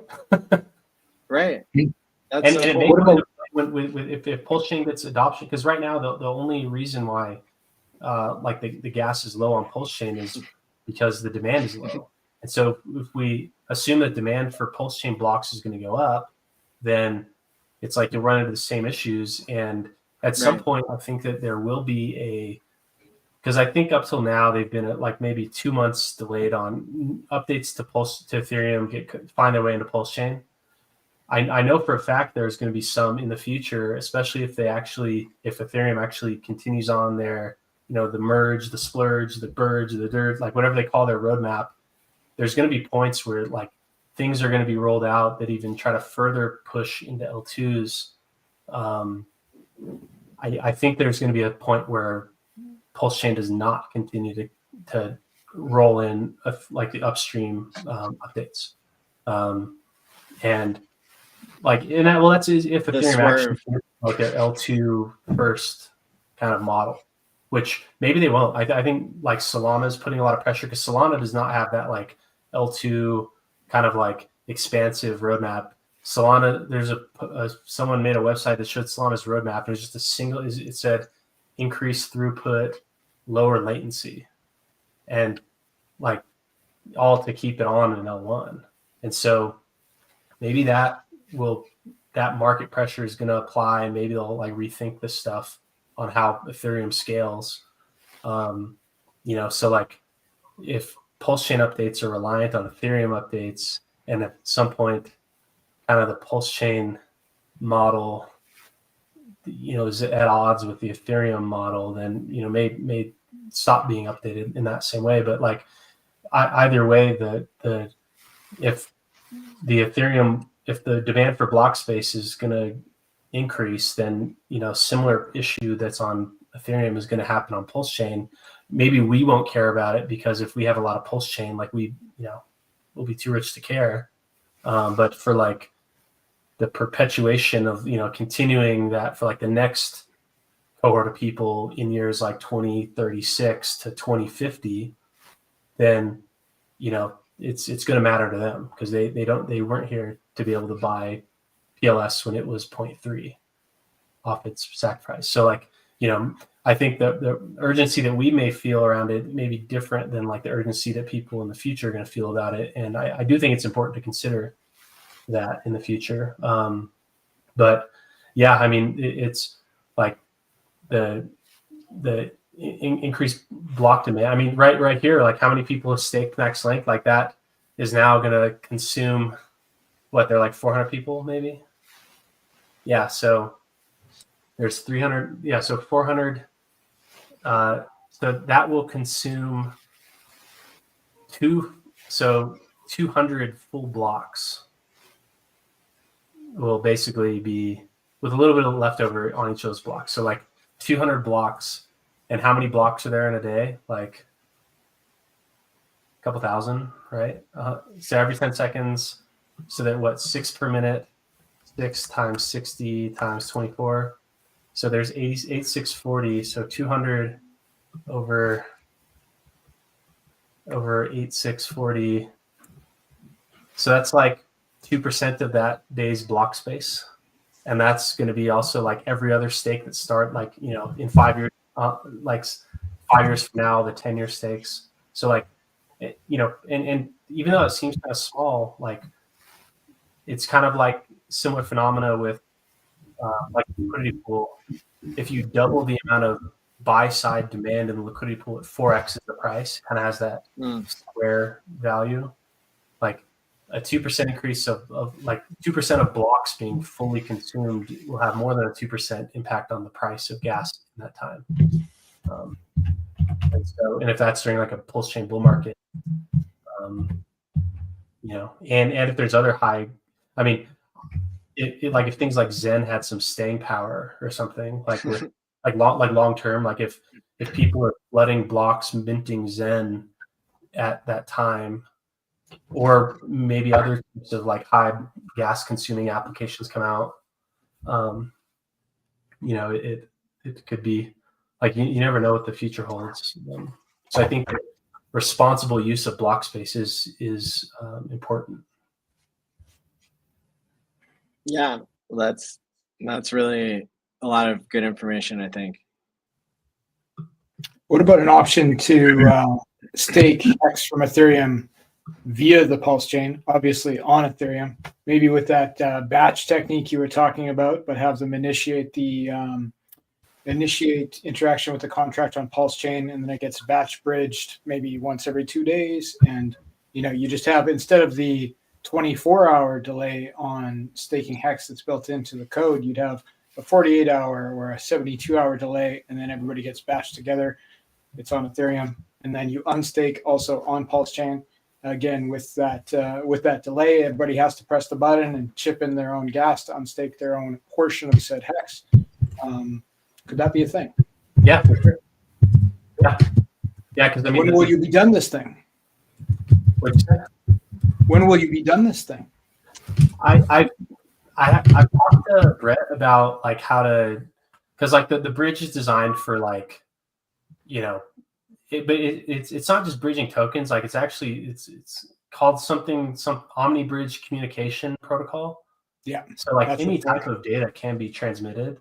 So I've tried to think of a couple different solutions to it. I do believe a contract can just run the bridge function, and then so you just you just deposit your HEX into the contract. The contract will bridge all of it. The contract will stake all of it, and then the reverse when it's on the way back. Or you could even do it where you bridge. I mean, I guess it would kind of diminish the value, because then people just bridge their HEX and then stake it there. But like you could even do something where you like bridge where you bridged your stake pool token and you could redeem on the other network. Well, I mean, there's, but it kind of like the value prop is more weighted on the Ethereum side for the bridging, but like doing something where you bridge or you pool HEX on Ethereum, bridge it, and then you redeem on Pulse chain or where like the token becomes tradable on Pulse chain, kind of making that like more like where the outcome is that there's now a token on Pulse chain that's wrapped by staked HEX on Ethereum. That probably makes more sense than trying to get everyone to just now bridge their coin over there. Totally, like it's all about simplicity. So if like there was a protocol on Pulse chain where you could stake your EHEX and you had to press the same buttons as if you were staking your PHEX, and the result would be effectively the same, maybe with that 48-hour instead of 24-hour delay. and then you'd come back in 5 years, 1 year, 15 years, and press unstake on that same protocol in the pulse chain. I think that could appeal to the masses. That could be a parity argument if it could be done. Or even, the other solutions to this are to tell people that they don't need to stake. Like, if like, yeah, tribal Tanto, be careful, man. Well, no, I mean, the top performing person that I've ever onboarded, they bought their HEX at a very low price, and then they just didn't care to stake. They're like, I don't know what I'm doing. I'm not going to do it. So they missed big payday, but then they just decide that then the first time they look at it, it's October 2021. They're up thousands of X, and they're like, oh my gosh. And then they asked me, like, how do I sell this? And so they sold it. They didn't even think of staking. And that is lifetimes of yield. Right. And so yeah. if, there's risk, but, you're kind of just trading one risk for the other. The risk we've been talking about is like the risk of gas fees consuming a lot of your yield, and there's still the price risk. It's like over that same period of time, you still have to tolerate that the price at the time your stake ends is higher than the price it was when it started. And so if you're already having to consider that price performance risk, you might as well just eliminate the gas and staking risk, because right now we're losing our narrative, though. If we push that as the tagline, we might as well be a meme coin. So I don't think we can take the utility. That may be more palatable to a newer, younger audience, or an audience that because it's like, I obviously love. I mean, look, I have a shirt that says International Staker Club. I build solutions, but what I always think a better solution is to do nothing, because if price can move.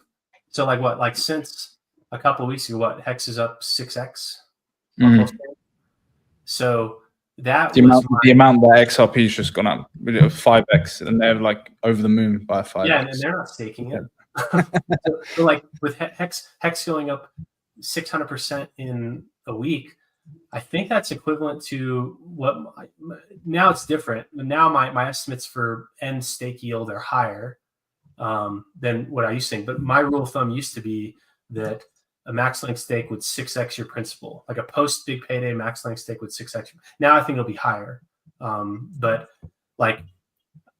maybe that means that a 12-year stake 6x is your principal. The price can move so much where the stake yield almost becomes a rounding error, because if price can move dramatically, it's like the stake yield almost doesn't matter so much. And you still have to take on and in some cases you have to consider the opportunity cost as a risk, where there's a huge risk that your HEX stake ends during a bear market, that during, you might the round trip risk is very high in HEX. And so you still are bearing this price risk. And if you're already bearing that price risk, you might as well just maybe reduce the end state gas risk, reduce the round trip risk, and just hold your HEX liquid and hope to sell at a pump that's above some threshold that you could have captured staking. Your argument works for in an all or nothing scenario, but I think if you were to look at a moderation approach, especially on Pulse Chain, where your gas fees are comparatively very, very low, you can stake part of your HEX, you can build a staking ladder, and you can keep some liquid. All are relevant choices, I believe.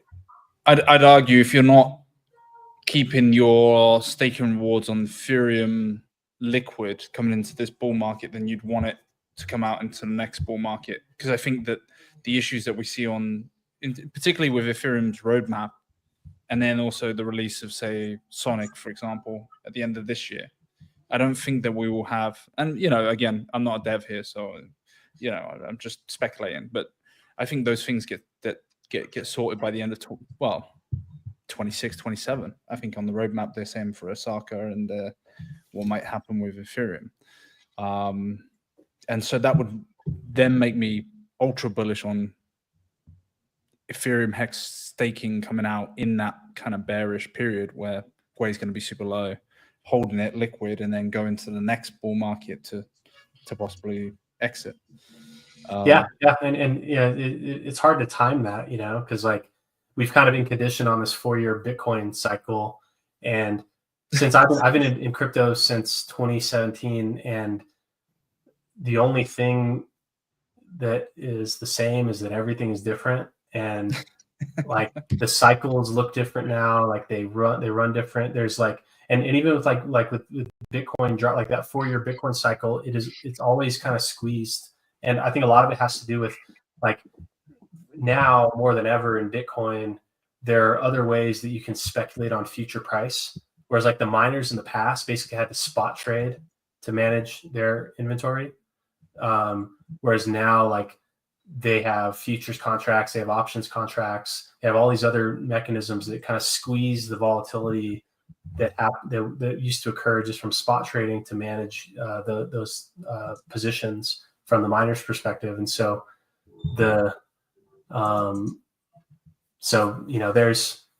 the cycles kind of look different. So trying to time stake, you basically have to have stake ladders that end just every year or something, because like you never know like what, like the kind of intervals they may start changing, or things external to crypto may start impacting them. Like maybe now that there's like a new crypto friendly administration in the White House, maybe there's just like, and maybe it goes from Trump to Vance.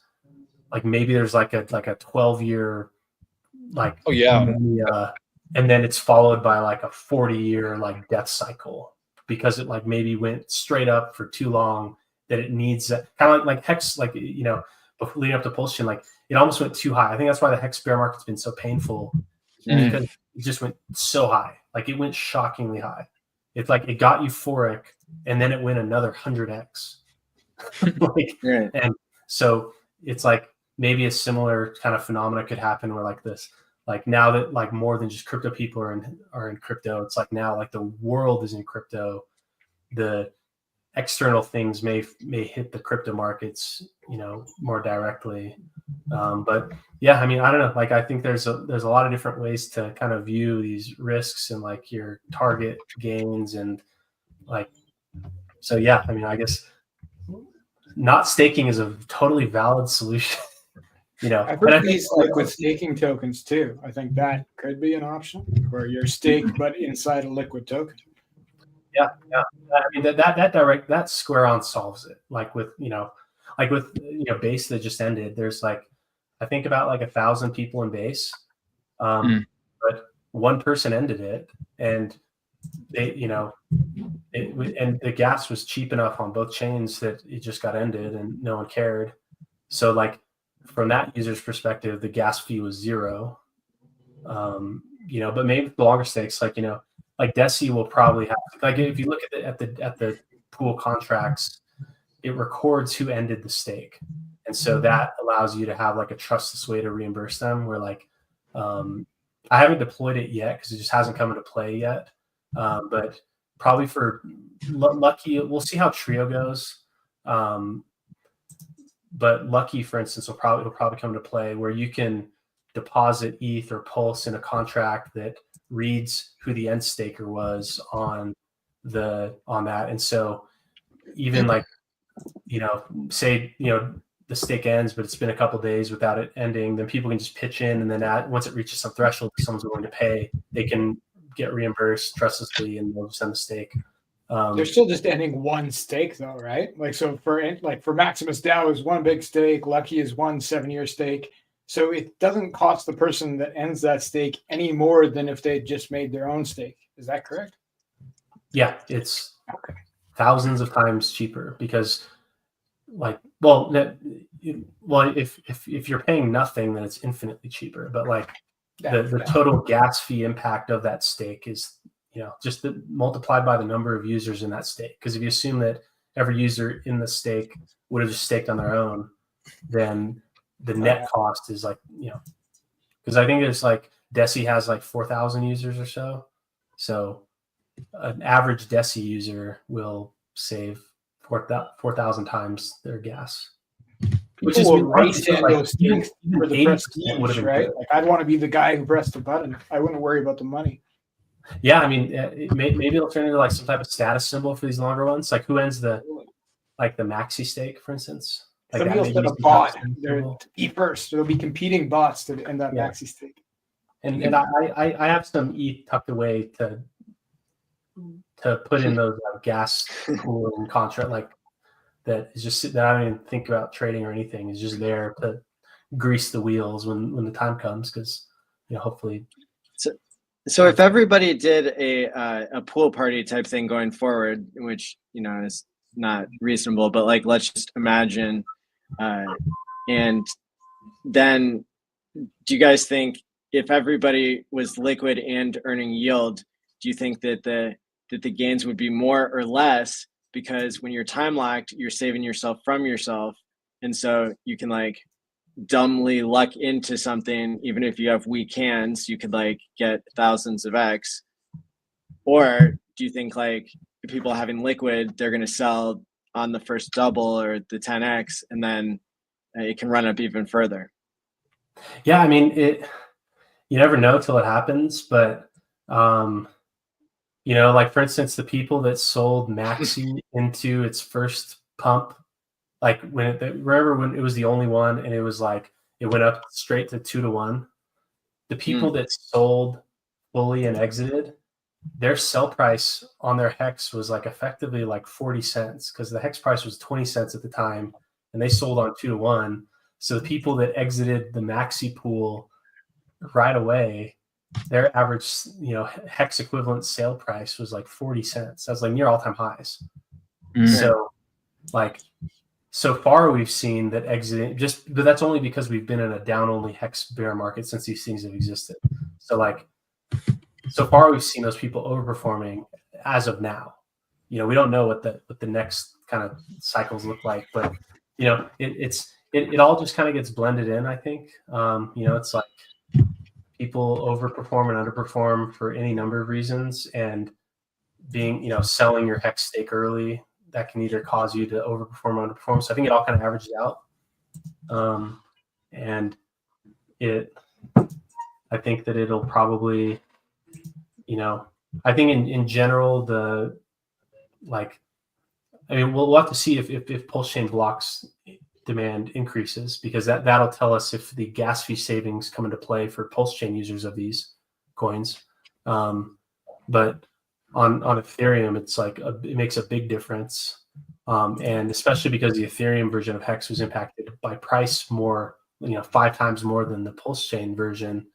Like the lower the HEX price is, the more important that the gas fee savings becomes, and so because there's like an equation for like a minimum viable HEX stake. It's basically like is your yield that you're earning going to be greater than the fee you're paying. And the fee could swallow the value of the principal. So you could like nuke your stake just from the fee. And so, it'll probably, it mainly just comes down to price and gas to be able to know which one is better there. But yeah, it's sad to see. I do like what you've done with using the fungibility and transferability aspect of Deci with the like the time pays me vaults and like sending like kind of using Deci in that way. I think that's like a really good use case of these coins. Like I physically handed Lamont Black and Kelly Richmond Pope a physical coin with a private key built into it, that because somewhere in the movie she says, well, if somebody gave you $150 a HEX and it went to $30,000, are you telling me you wouldn't take the money? Right. And so sorry, I've seen highest of stakes 13 times. So I handed this to them because it's a it's maybe 2 T-shares worth of DESI that is dripping out over 20 years like a bond. And so like, they can get paid every week, whether it's worth something or not, that's, going to change over time. But yeah, it's like, it's a really good example of, how they could see the value and like not have to participate at any given time. And then another cool thing about Time Pays Me is that because you can set up a second seed phrase, you can take something that was gifted to you that you don't trust the security of, because I could have kept a copy of it, and you can take self-custody after the fact when you learn more about crypto or when it becomes more valuable. And so I think that principle could be used to like onboard millions of people someday. If like you printed it on a stadium ticket or something, people could get $2 cash back on their ticket value and like paid in Pulse or DESI. And now only if they like, take custody of it by setting up their second seed phrase, then they would, then it doesn't get clawed back or something. But I think, I think it's a powerful concept, kind of like the, like as an onboarding or just like a in real life use case of crypto, where it's kind of like either like a shared custody type of solution or like a temporary custody, right, where like, it's like here, and at any time, like, your risk profile is that it's effectively a hot wallet that a company created, and they are telling you that you're the only one who has the key.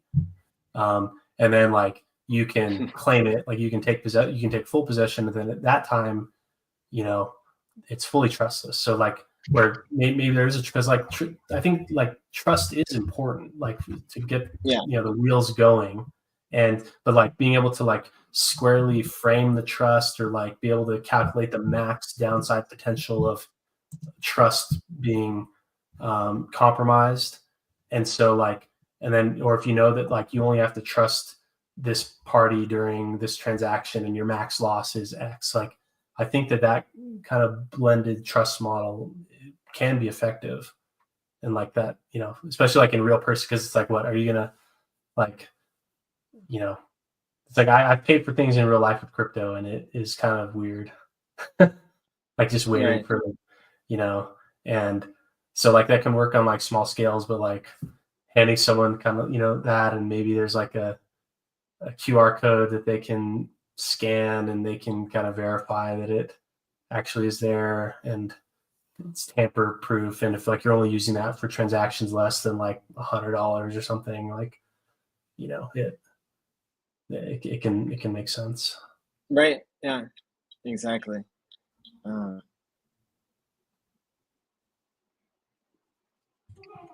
Yeah, so we'll see if it gets to be worth more than $30,000. I guess like HEX would have to be $5 or something at that price. When did you give it to them? I don't know, like when the movie came out in theaters. Okay, so that was probably when prices were. I mean, it's probably up since then. Oh yeah, probably. And yeah, and it's earning 32% yield. So that's pretty sweet. And let's see what because I'm looking at Maxi right now. And it was Pulse Chain DESI, right? Yeah. So let's see. So if it was two T-shares, then it would be a 7,800 times 2 approximately for DESI. Wow, it's already almost a quarter way done. It's 22% complete. It has earned. Let's go to the. I think DESI is backed by like it's earned maybe 60 or 70% at this point. Yeah, that's crazy. I mean, what we've seen is like a negative yield curve. Like, like in bonds, there's like the yield curve, and like, what is it, like a positive yield curve means that there's like, positive outlook on the future, and a negative yield curve means that you think the future is going to be worth less than today. And like these have only existed in a down only. It's like, I think what Maxi launched when HEX price was like around 15 to 20 cents. And then DESI and the others launched when the price was like 8 cents or something. and now the combined price is back at like 3. So it's like and it's literally been like the most bearish possible thing for HEX. Like it's like, which hopefully means, like Solana, I think performed so well this time because it had like artificially bearish circumstances around FTX owning so much of it, and like just all that happening. So like maybe this is like, we've had an especially difficult bear market, and so like our next bull market will be outrageously positive because of all the punishment and the redistribution of supply. But like, so we've only seen these exist in a brutal bear market, and so like the discount on Deci is larger than Lucky, which is larger than Trio, which is, and Base. I mean, Base really sticks to it. Like there's really not much discount or premium on Base ever.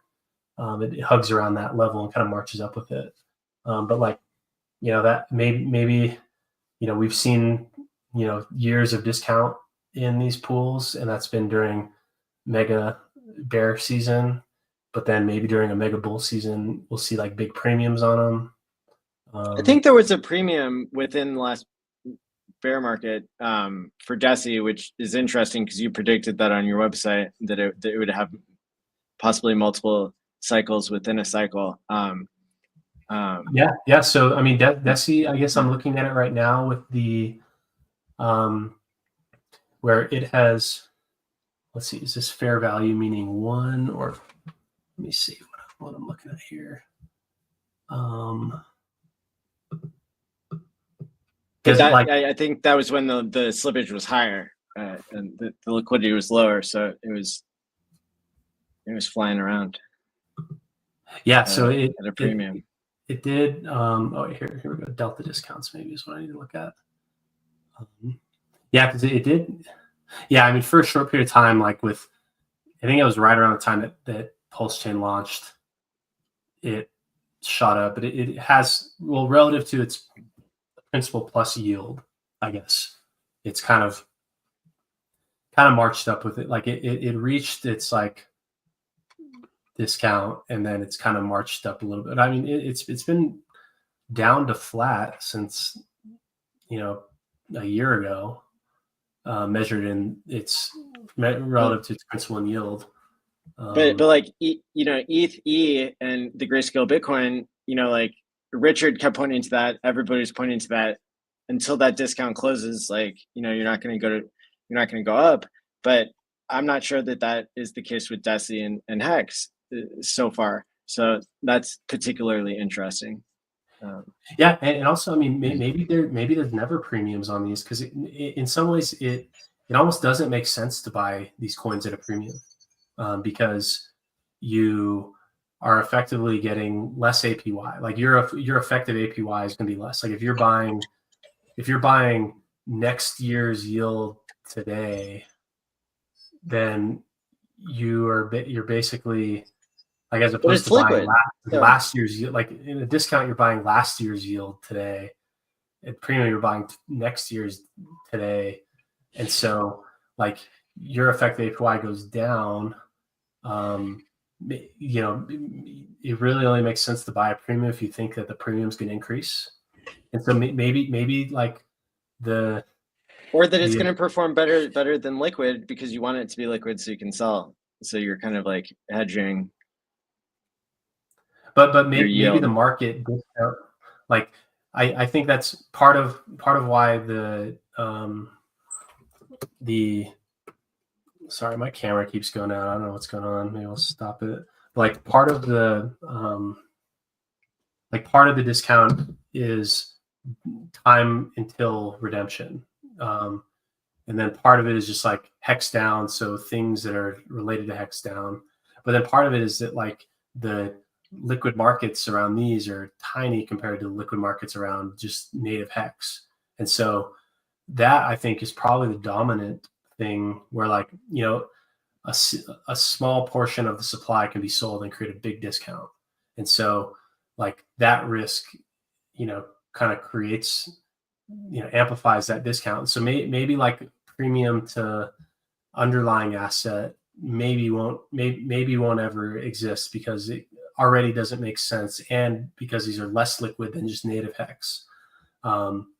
but then also the maybe the framing around like premiums to its underlying value is maybe that doesn't even make much sense, because like the value of the HEX stake pool token maybe should be benchmarked against its equivalent value if you had started a stake on that day and tried to early end stake. And so, like for instance, like on Deci, it's still in the range where it would be full nuke on a early end stake. So like any value you can get is like a premium, as opposed to like, you know, with like Trio right now, it's over 2 years through, so you're going to get the principal plus some amount of the yield. And so with that, like, you know, maybe that like maybe these are at really high premiums, because if you compare it to having staked solo on your own. So maybe that's a better way to think about the premium. Is it like you have the HEX stake, but if you do want to sell, you're going to do better than if you had early end staked. So I don't know. There's different ways to frame it, I think. And I do think this, I guess another thing that we haven't touched on is probably the increasing role that early end staking is going to come into play with the HEX staking economy, because I'll share this tool that I built to kind of monitor this. Because now that HEX is 5 years old, that means that the Genesis 10-year stakes are now entering the threshold where they can reclaim their principal. And so those stakes that are like a stake that started 10 or 5 years ago today, you can get your principal out. And so those people are going to be up a little bit, because of the price was really high on that first day that you could have done this. So the early end staking, I think, is going to continue to come into play now that these older stakes have matured. You're giving up your big payday payout, but maybe that's fine. Hey, dip catcher. Hey, what's How up? are you, bud? How you Good. doing, buddy? I don't mean to interrupt you, but on that topic, anybody who is considering it, reach out to me, reach out to somebody else who can help you with going and evaluating it. Because remember, even those big payday stakes, you won't get 50% back. Yeah, because it has to factor in the yield is like reverse on the penalty. Yeah, I mean, essentially, you lose the first half of which is all of your rewards that were earned up to 50%, and that includes big payday. Yeah. And if that ends up being more than your principal or eats in your principal, well, okay, yeah. So that's a good. So that threshold would happen maybe what time period for like to factor in that penalty? Because like a 10-year one earned, I don't know how many percent. Yeah, well, we're getting into that zone now, because we have some that'll start coming up that were made post big payday too. So that weren't quite 10 years or whatever. But I have we can go into deep detail sometime on that, but these guys probably don't want to do it. Because I have maybe I'll because I'd like to, because I just posted in the private chat earlyendsstake.anvil.app. Yeah, that one lets you like paste in, and it shows you like your like realizable value, and I kind of benchmarked it to the HEX Scout ones. But I don't know if I've measured properly like how the 10, like if it is halfway point on the 10-year ones, if you do get so maybe we'll have to reconnect on that math around that penalty. I think it must be right how I did it, because I included the big payday as a reward to factor into the penalty. But I'll have to look at that. But I think just generally over starting now and then continuing on, the early end stake is going to become a bigger, factor. Because like if, say you early end stake at some point in your stake's life cycle, and, you give up some portion of your yield, because the HEX stake yield nominally is quite high, maybe that's okay. Like maybe, you know, because right now, like for new max length stake, I think like at current, you're starting out earning like 30% APY or something, but that's already really high. And if you're earning like really high from the early days where the t-shirt rate was low, price was low, like your APY earnings in your perspective may kind of get blended with like the price performance and just how long it's been, where you don't even like, you can't even consider, like you're not even thinking about like your, like that yield. And so probably gonna see a lot more early end staking every day that goes by, and which I actually think is like a very good thing, because that's another way to mitigate the blocks being flooded at the 15-year mark, is if half of those 15-year stakes don't make it, then those 15-year stakes turn into, you know, say 8-year stakes, and that will, you know, help. So and someone that I know, I'm not going to name them until they're ready to do this, actually has built a really awesome solution that encourages people to early end stake. And I think that that's like a really, like, I think that can be one, something that tapers the HEX inflation, which I do believe is too high. I think that the user realized inflation is too high. And there's a couple solutions, mostly can be driven by the OA just staking everything and never ending it. But another way to kind of mitigate that is to get people to early end stake, because penalties get punted out into the future, and then the realized inflation becomes less than what the like market would have priced in the realized inflation to be.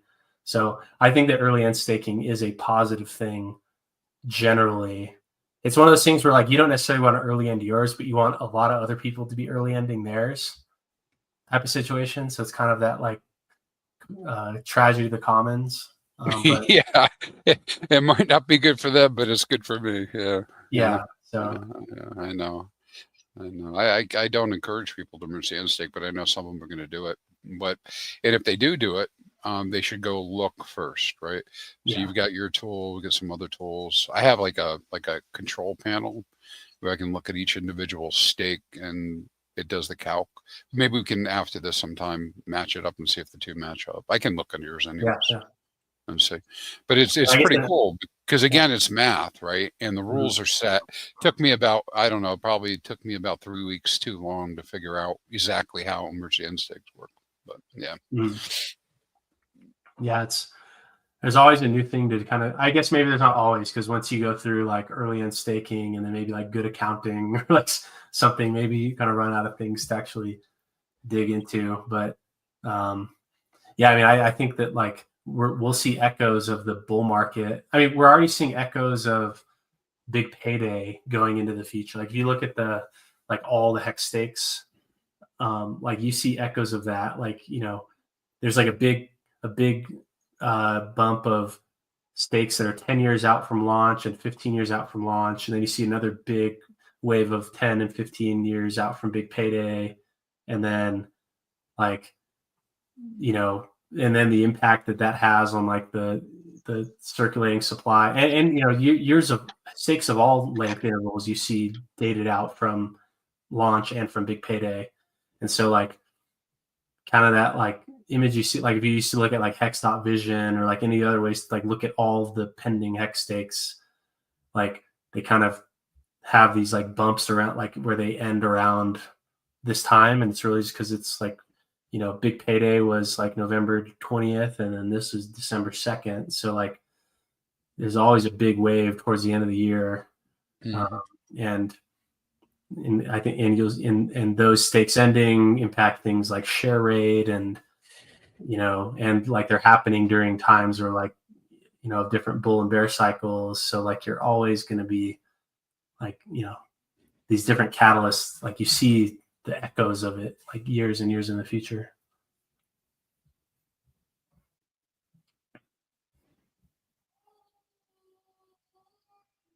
So what do you think about like this whole Hart's Law getting Michael Saylor to take all of his Bitcoin and pairing it with P-wrapped Bitcoin to earn yield, so he doesn't have to give it to JP Morgan or whatever.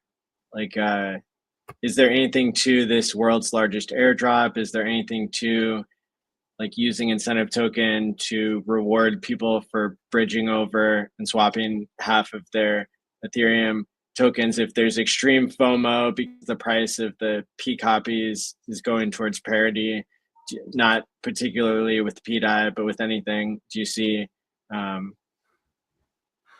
anything happening there, or was that something that I don't know, doesn't have, or maybe it's missing something? Well, I mean, I think the primary thing is just the speculation aspect of it.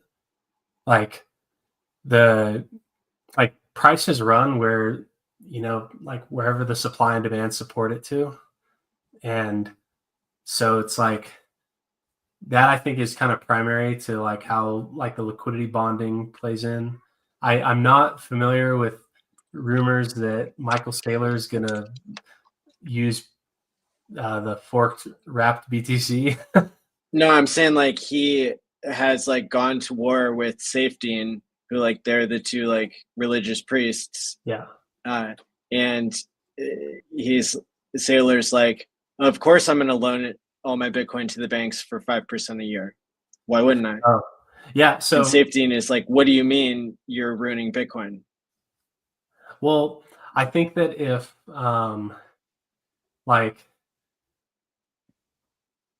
like in his situation, he's probably used to using major financial institutions as counterparties, and like, who knows how how does he custody his coins right now, right? Like, and so maybe from his perspective, like the added risk of doing that is,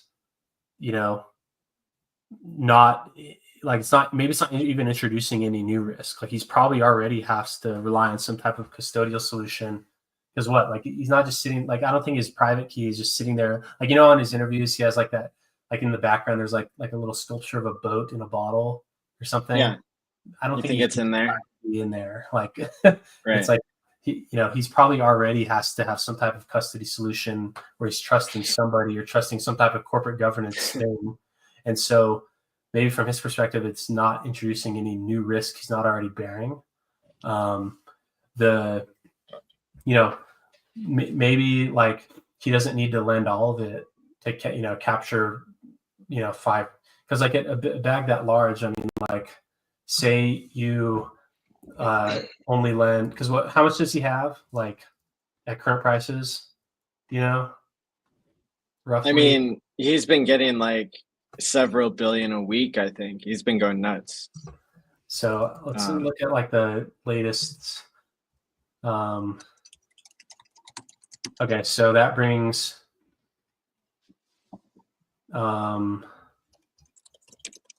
okay, so they bought $23 billion worth so they own 402,000 Bitcoins. So 402 100 times about 100K. So they own like $40 billion, and they're up, and their cost basis is 23.4 billion. So they've already made almost 20 billion on their Bitcoin.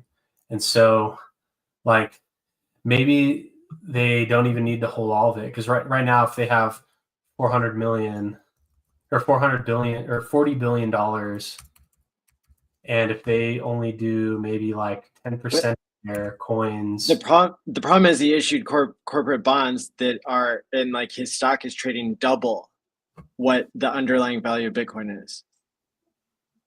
So people are paying 2x the value of Bitcoin, of the Bitcoin that they're acquiring. Yeah, and like that's on the buyer, like, because it's maybe, I mean, I don't know why, maybe there's not like a direct mechanism that's like, or maybe this is happening, but like, are the grayscale, like what's the grayscale ETF premium? No, it's a parity, I think, because it's redeemable now. So okay, so it is at a redemption. I think so. So yeah, so like maybe like because it's redeemable, it's not absorbing that premium, and because like you can't convert Bitcoin wrapped Yeah. by MicroStrategy stock into Bitcoin, and so like there's no like nothing closing that arb spread there, and and like if companies can price like markets price in years of revenue in a company, it's like things are trading like 5x above earnings. Like maybe this is like a different way that similar phenomenon is being expressed, where like people are buying the stock now even though it's at a premium to the corporate treasury, but they're basically factoring in a couple years of price appreciation that would is otherwise would be hard to get in, like liquidity wise, or just like buying later, maybe. And just like hype drives these things, and like maybe maybe there's like a class of institutional traders that are willing to buy at that premium because it's like insurance from being left behind in a big way. But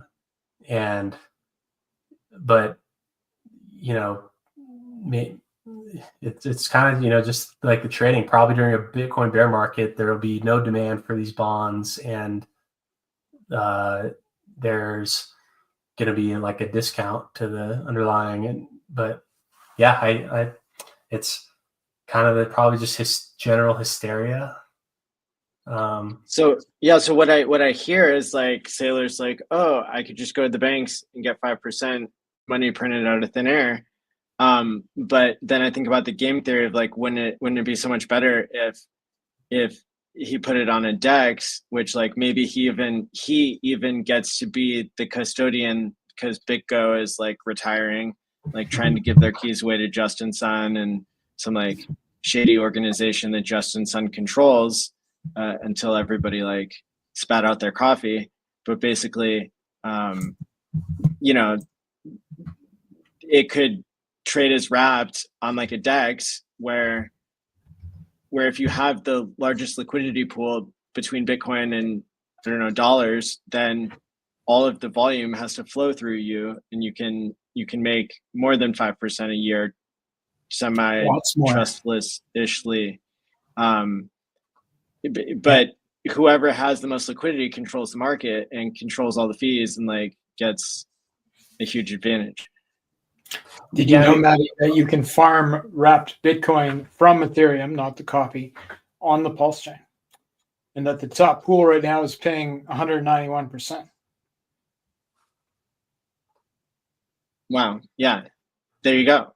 Like, and so if it's just trading fees, or if it's like incentive token being pointed at something, why wouldn't everything come over and pair up with something like to fight to be the most liquid pair? I don't know. Well, probably because like if you're the dominant player, like the yield that everyone else is earning is a function of you not being there to compete for that yield. Right. And so like it's okay. So, but then also like from his perspective, like say he just, because I mean, I haven't heard that idea before of like where, he owns some huge amount of the supply. I mean, how many, like on Ethereum, what is the wrapped BTC supply? Like he may own more. Isn't it only like 170,000? Yeah. So he owns 3 times as much Bitcoin as all wrapped BTC together. So like, why doesn't he wrap it himself and put it on other networks? And then like, if he was providing liquidity, like I think that's what Richard is going to do. I think that's what I would do if I had a lot of Bitcoin. Like create the most liquid exchange. Well, like everything has to route through you to get the best price. But then it puts him in a situation where, like, I mean, unless he's like doing like V3 style liquidity. Like if it was just like V2 flat liquidity, then like if his goal is to be hoarding it forever, then providing liquidity means you're selling, like your coins are for sale. You're also buying, and then so like maybe if he thought the top was in, he would do that and then basically force the price down, and then when the bear market happens in his liquidity position, because like all kinds of other people are going to be wrapping and selling into his liquidity pool, now he has a bunch more ETH or a bunch more Bitcoin. Maybe that could help there, but I don't know. I mean, if you're lending, you're basically lending it to people who are shorting it, and maybe that's it. Maybe his the purpose of this is to cause something that will drive prices down. Without him, I mean, if he's lending Bitcoin to the banks are then lending it to hedge funds who are going to be shorting Bitcoin. So that Bitcoin actually becomes for sale, but then the bank still owes him the Bitcoin that was lent. And so if you are causing a lot of Bitcoin to be sold that is borrowed from you while you're also trying to continue buying it, then maybe he wants price to go down, but doesn't want to be the one. So it's like, because if you're lending it to people who are shorting, it's like you're selling it, but you still own the right to the full Bitcoin. Like it's like you can apply sell pressure, but you're not the one that actually has to deal with the risk of you selling and price going up, or like you selling and not being able to buy back in. So it almost puts that risk on the banks. And if he's certain that they can make good on their loan repayments and return the original principal, then that may be a good way to continue to be buying coins and maybe like squeezing shorts that are like they're shorting with the coins that you lent them. Like that's where my mind goes, is that he may be wanting to set up some big short squeezes, and then like maybe the banks go under and then he's able to like absorb them because like he's the main lender in a bankruptcy proceeding or something. I don't know. Well, like take for example like when HEX launched, you could do the free claim, and there's never been a project that had more Bitcoin free claim for it than HEX. So somebody had Bitcoin, a lot of it, like 2% of the supply, something like that. Somebody had that much that played the game with HEX, and like there's proof on chain. So of the from the Bitcoin free claim. Yeah, like compared to any other Bitcoin free claim, I believe HEX is the number one. The percentage of total Bitcoin in existence that participated was in between 2% and 3%. Oh, more than like Bitcoin Cash? No, that's not a free claim. That's a fork. Oh, fork. Okay, I see what you mean. Yeah, maybe it's like Bitcoin Rhodium, like like different weird stuff like that. Yeah, whatever it was, but I always wondered if Trace Mayer participated. He was very aware of it. Trace Mayer. Yeah, and he was into like another thing, Mimblewimble coin that like played around with dividends. I love Mimblewimble. I think that's a good but it's one of those things where it's like a real solution, but just like the user experience, like there's no way that like a normal person could ever possibly use it. I bought a lot of Mimblewimble when I had heard about it from Trace, but then I don't even know what the price is now, to be honest. Oh, dude, it's doing well. I sold a little bit more of it at like $10 recently. It's like the only one that survived. I'll have to remember how to broadcast. Do you remember how to like? Yeah, did you I just did it because I used to buy it on like BTC Ogre or something like. Yeah. yeah, that's still going on. And then there's like one super helpful dev that like is still around too. Oh. But like Chris Gilliard like did that whole thing and then just gave away his entire OA supply like to people who held, and like a bunch of weird stuff like that was like a really cool proof of like doing good. But yeah, so somebody out there with a shitload of Bitcoin like claimed their HEX, and you know, I banged all those wallets or anything, but like, you know, there might be clues whether it was Trace or Richard or somebody else. But yeah, I think that there could be some like, you know, play in effect either, and maybe it's not wrapped Bitcoin, but I always thought that like the major play for Pulse Chain to like become bigger than Ethereum was like, you know, getting all these altcoins to like FOMO half of their supply into yield farming on Pulse Chain. Mm-hmm.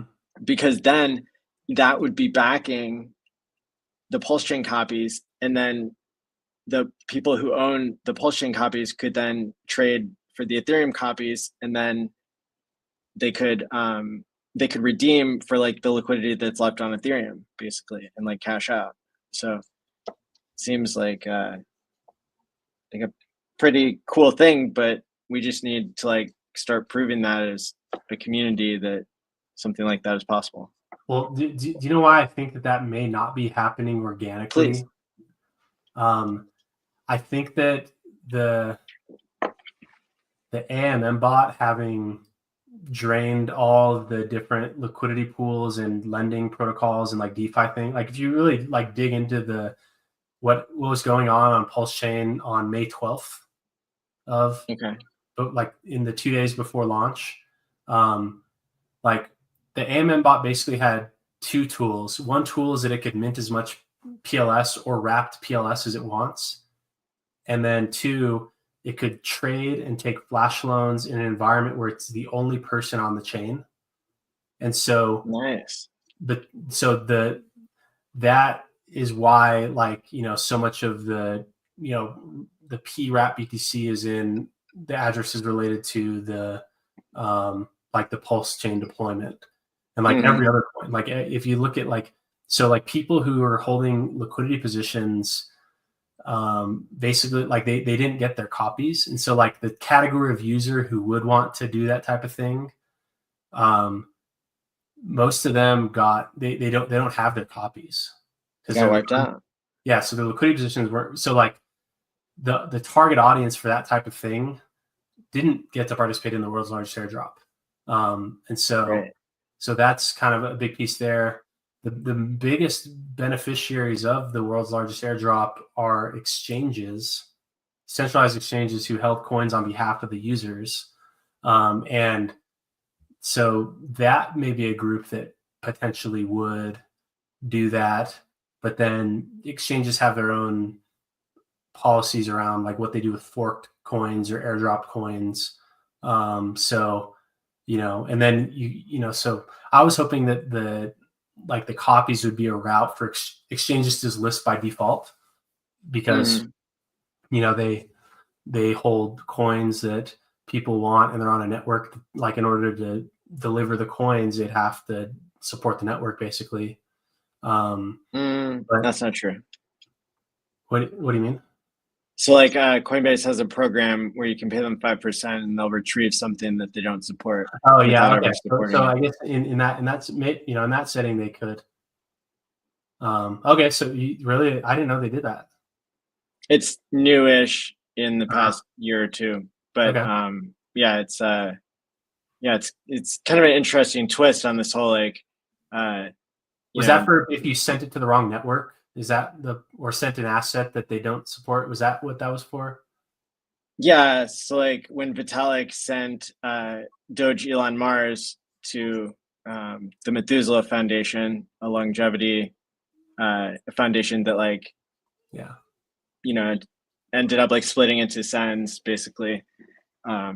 Yeah, it's like I actually convinced them to claim their tokens before Pulse Chain forked, because they had 31% of the supply, and yeah, so Okay, I so mean, this, Coinbase did it.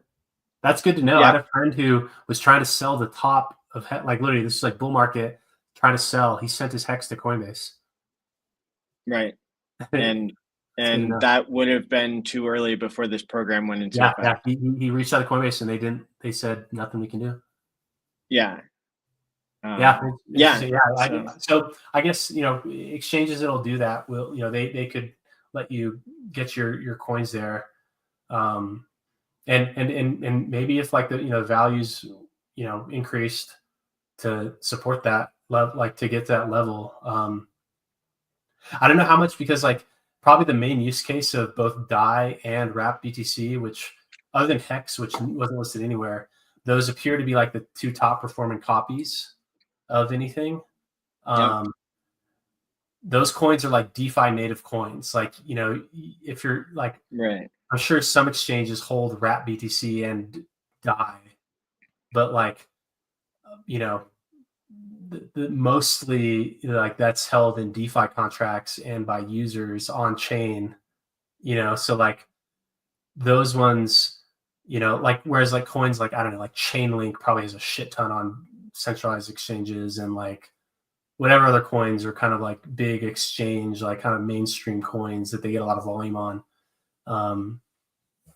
Whatever coins are on Binance, like, so maybe those ones, like maybe once like whatever coin there's a lot of on Coinbase, once they break through and get, once if that copy can appreciate in value substantially, and then there's a lot of value there, and if the liquidity is there to support it, then maybe the copies can be like an onboarding to like Pulse Chain support solution. So that I hope that happens. yeah, that'd be pretty cool, because yeah, I could see a scenario where like value is created by Hart's law, people FOMOing into something that is, I mean, I I don't think it would take that much. I mean, what most liquidity pools on Ethereum are like, what, 5%, 2.5% of like of the supply. So that you could get close to parity on something for like 5% the cost of it, even. And once you're running up, like, people are going to FOMO into that. So I mean, I don't think it would be that expensive, like, compared to people on Pulse Chain FOMOing in, people on Ethereum FOMOing in, and like whoever's setting that up, creating the backing, they're just, and like that's another situation where time pays me could come into effect, because how would the market trust that you're not going to rug the liquidity unless you locked up that that liquidity token? The V2 is a token, the V3 is an NFT that's not compatible with time pays me, but you could drip it back to yourself over 50 years, so it only comes out like 2% a year, or if you do half that, then it's 4%, whatever. But you could create certainty in the market such that such that if, I don't know, maybe you have to have a certain percent of the supply, but there might be certain pairs that could create backing that's trusted and make people FOMO in. And probably, like, I mean, I guess the first step that would need to take place in that to get it to parity that has thick enough liquidity is that you'd first have to buy a lot of the copy. And probably why that is a tricky play is that, like, you're basically who would have to buy a lot of the copy. So if you were trying to like take something from like its current PLS ratio to ETH side ratio, like I'm not thinking of any particular asset, but like say like just the value that is very small compared to ETH, like whatever Link, like just let's say like Link, for instance, like say like the value of Link on Pulse Chain, I'm sure it has a price. Let's What if we choose Doge Elon Mars just as a hypothetical example in this case? Doge Elon Mars. Ticker Elon. Okay. And there's only like 5K liquidity on Pulse Chain, and I don't know, the price is like 10x or 100x until parity. And so if you were to, well, so you'd have to buy it. So maybe there's not a lot of liquidity. So like, you know, your purchases could drive that up. Probably the but first. what if I'm saying somebody already owns 31%? But then if they put in that, like, so are you saying that they would just add liquidity on both sides at the current price? Like, yeah, like let's take the example of like the Elon token and like, you know, PDI. So let's say you just already have those two, then, you know, couldn't that create something that is dynamic enough to back itself, and then basically, you know, you can make the Doge Elon Mars like whatever price you want because you have enough PDI to do that, and then, you know, then you're generating fees off of like the PDI the PDI routing going through you, and then, you know, anytime that the people who own Elon, they, you know, they want to come play, I don't know, you could create like somebody could create like an incentive program for bridging over and pairing like Elon to Elon, and they're, you know, and then, but they would have to swap half their Elon from Ethereum into the Pulse Chain Elon, thereby creating more backing, basically. I mean, I think I get what you're saying, like where you're taking your dominant portion of the supply on Ethereum and then the copy you got, and then pairing those two in a liquidity pool, basically. Yeah. So, like, the only thing that, like, if the price of the one on Pulse Chain is substantially lower than the price on the, like, without that big player's participation, like before he does anything, like if there's already some disparity there, then I think you could kind of set it at whatever you want, though, right? Like, but if there's already liquidity there, you can, if you buy it up, if you like buy up the price to whatever level you want, which may not take a lot if there's already low liquidity, and then you put in liquidity to make a thick liquidity pool at that ratio. So probably the main thing that, like, the main risk from your perspective is that, like, the people that own the rest of the supply just use you as exit liquidity, who may, like, so like but if you can fight through that first batch, then, like, you know. But I mean, if the P Elon is worthless anyway in its current form, then maybe it's not as much of a risk as it would be otherwise. Like, yeah, maybe. Or if, like, it's so, or if, like, all the people that would have captured any value from it captured it right away or something. Yeah, I mean, I don't know. It's kind of hard to say. I mean, like, I think that the success of PDI, for instance, is mainly narrative driven. It has a really strong narrative, and especially because it's like X is going to happen. You know what I mean? Like, so that, I think it needs backing, and so this is a method. In this particular example, it's like give it more backing than it started with by using by using some sort of like incentive mechanism. Like, I don't know if, you know, if you already have 300 million PDI, maybe, like, you know, you pair half of it and the other half, like, you know, goes as rewards, or I don't know, maybe the OA kicks in and, like, you know, starts rewarding people who are backing things, or maybe it's like, you know, yeah. So, like, if someone subsidizes that type of incentive, then it can totally, like. But it pays for itself because people are having to swap into the the E Elon and P Elon in order to participate in the yield farming opportunity. So if you already control all of the P Elon, on that side that's available in liquidity, then that seems like useful, or like, that seems like it pays for itself in a sense. It could, if like the value capture as a result is greater than like what you had to give to like drive it, I guess, right? Yeah. But then there's like, but it's like there's opportunity cost, because like say you had like 300 million PDI, and then you kept half of it and then used the other half to try to drive some incentive that's going to drive it to 1-to-1. So like you subsidize half of your amount, but you're able to capture the value from the other half, and maybe that wouldn't have happened at all had you not done it. And so even though there's opportunity cost with what you gave up and you subsidized it, maybe like the value there is greater than what you would have captured with your total 300 billion bag. But like, yeah, I mean, if the slippage is high enough, like the math might work out for people.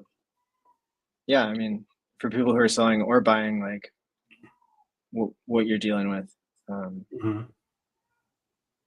Okay, well, I just wanted to think out loud on that because I think it's an example that's relevant to like the broader idea of like how to make Pulse Chain as valuable as possible. Is like, well, we know Hart's law, we know bridging things can create value, so on and so forth. Why do you think that there weren't efforts to try to have HEX at parity at the start? Because of the gas fees on Ethereum. I think there's an obsession with like efficiency. I think when you look at the market, there were too many like maybe independent like pieces, like, okay, well, HEX already got a 10,000x, like all these things just start adding up where you can't support everything. And you have BankX, you have Ethereum gas fees. Well, BankX happened after Pulse Chain launched. What's that? BankX, the whole BankX thing happened after Pulse Chain launched.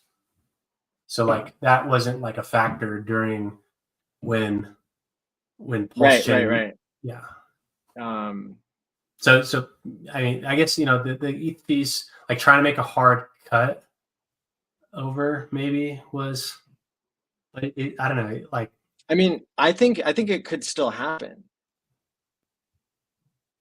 Well, I mean, price could definitely hit that, but like in terms of like the like kind of like those like using an outsized amount of the supply in order to pad the liquidity pool is so much that like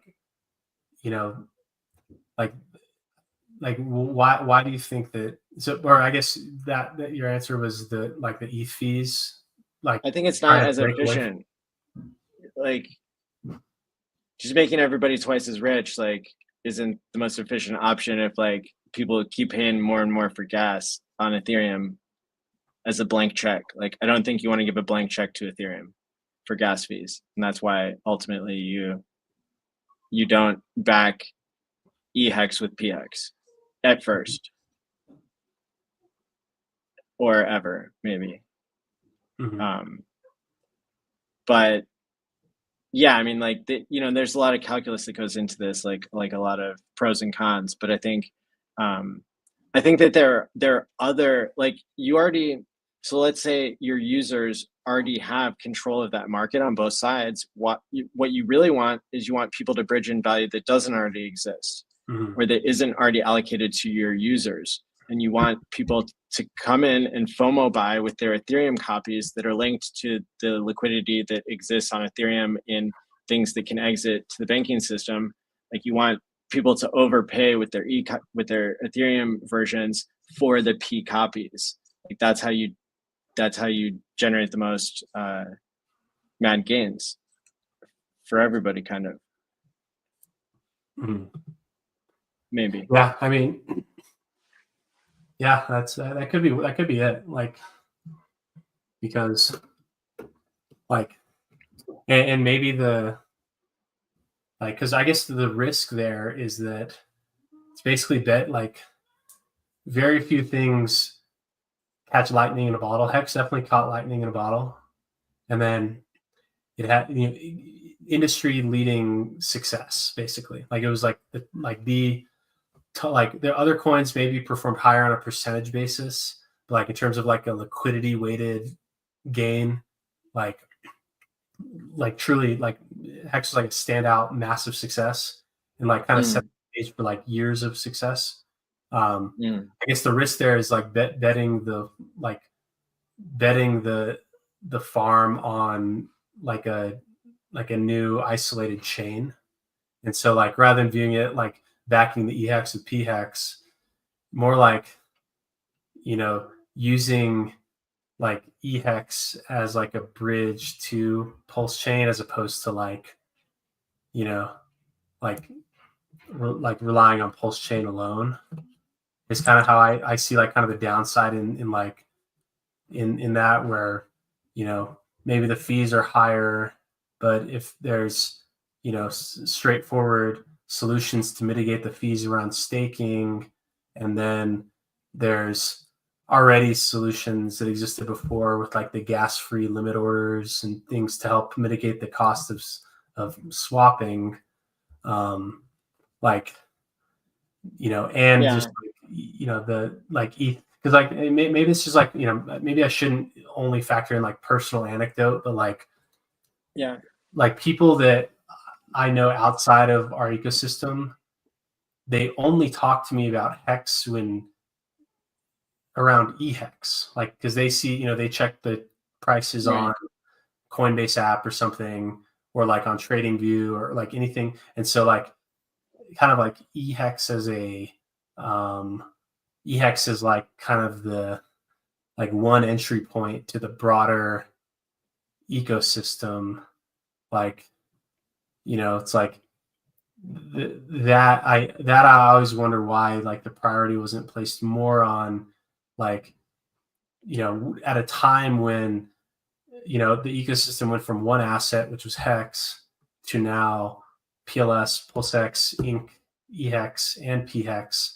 Like when there's already that like new wave of competition there, and all the new coins launched on Pulse Chain that are also competing, like at that time when competition is at all-time high, like kind of pulling out all the stops to make the one that has like the one that you look up on CoinMarketCap and it shows up, the one that you see, like the one that non-Hex users will see first, like when that can be used as like social proof that like this whole thing is legit, like trying to make that go away, it like has like I think I've got it now. Everything. So he always talked about people speculating on the P copy value, and so if PHEX is more valuable than EHEX, then that proves to this community that can happen. And so it's like it's a preview of, or it's kind of like a proof of concept that like the other P copies could have more value, and in fact how the liquidity is set up could also make that possible if communities treat it right, or if like the right market making occurs. Do you see what I'm saying? I guess I didn't like focus in on that part until just now, but yeah, it is a good proof of concept that the Ethereum copy is less valuable for any token. So like kind of showing like almost like the reverse of that, like rather than like Hex as like a representative for the whole thing as like like almost just showing that coins on Pulse Chain could be worth more than. Yeah, that's a good point. And causing that trader mentality of like people speculating and then like having huge wins like all across the board. I mean, it could create like a giant FOMO event if the dominoes start to fall. It's an expensive way to do that. For who? Like For the HEX users, not the blockchain users. I mean, even though the value has kind of been like supplanted, you know, and you benefit it on the other side, I guess. But yeah, and that's why I look at the combined values, because like people that had staked and then also been kind of drawn into Pulse Chain for like kind of the like world's largest airdrop thing and the copies, like it kind of comes directly at their expense. I think it's meant to like vary widely, like it's so you know, to create that speculation. But here's another thing that I've noticed that is important in this whole equation of like applying Hart's law to like make everybody rich, to make a million millionaires. So like if I look at like where the connections are between like USDC and Ethereum, like in all of the yield farms that are in like that get incentive token, you have like a certain percentage that's going to like these, you know, there's different percentages given to different pairs. And so you've got different RH coins that are like interconnected with each other with different thicknesses of liquidity in such a way that like if you want to move money into PulseX, you have to go through Pulse.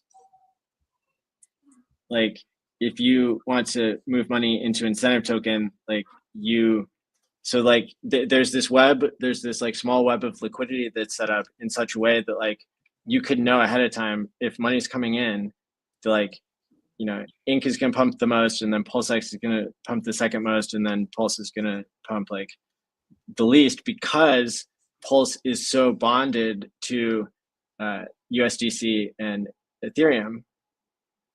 And because you have to route partially through that in order to get to these other two.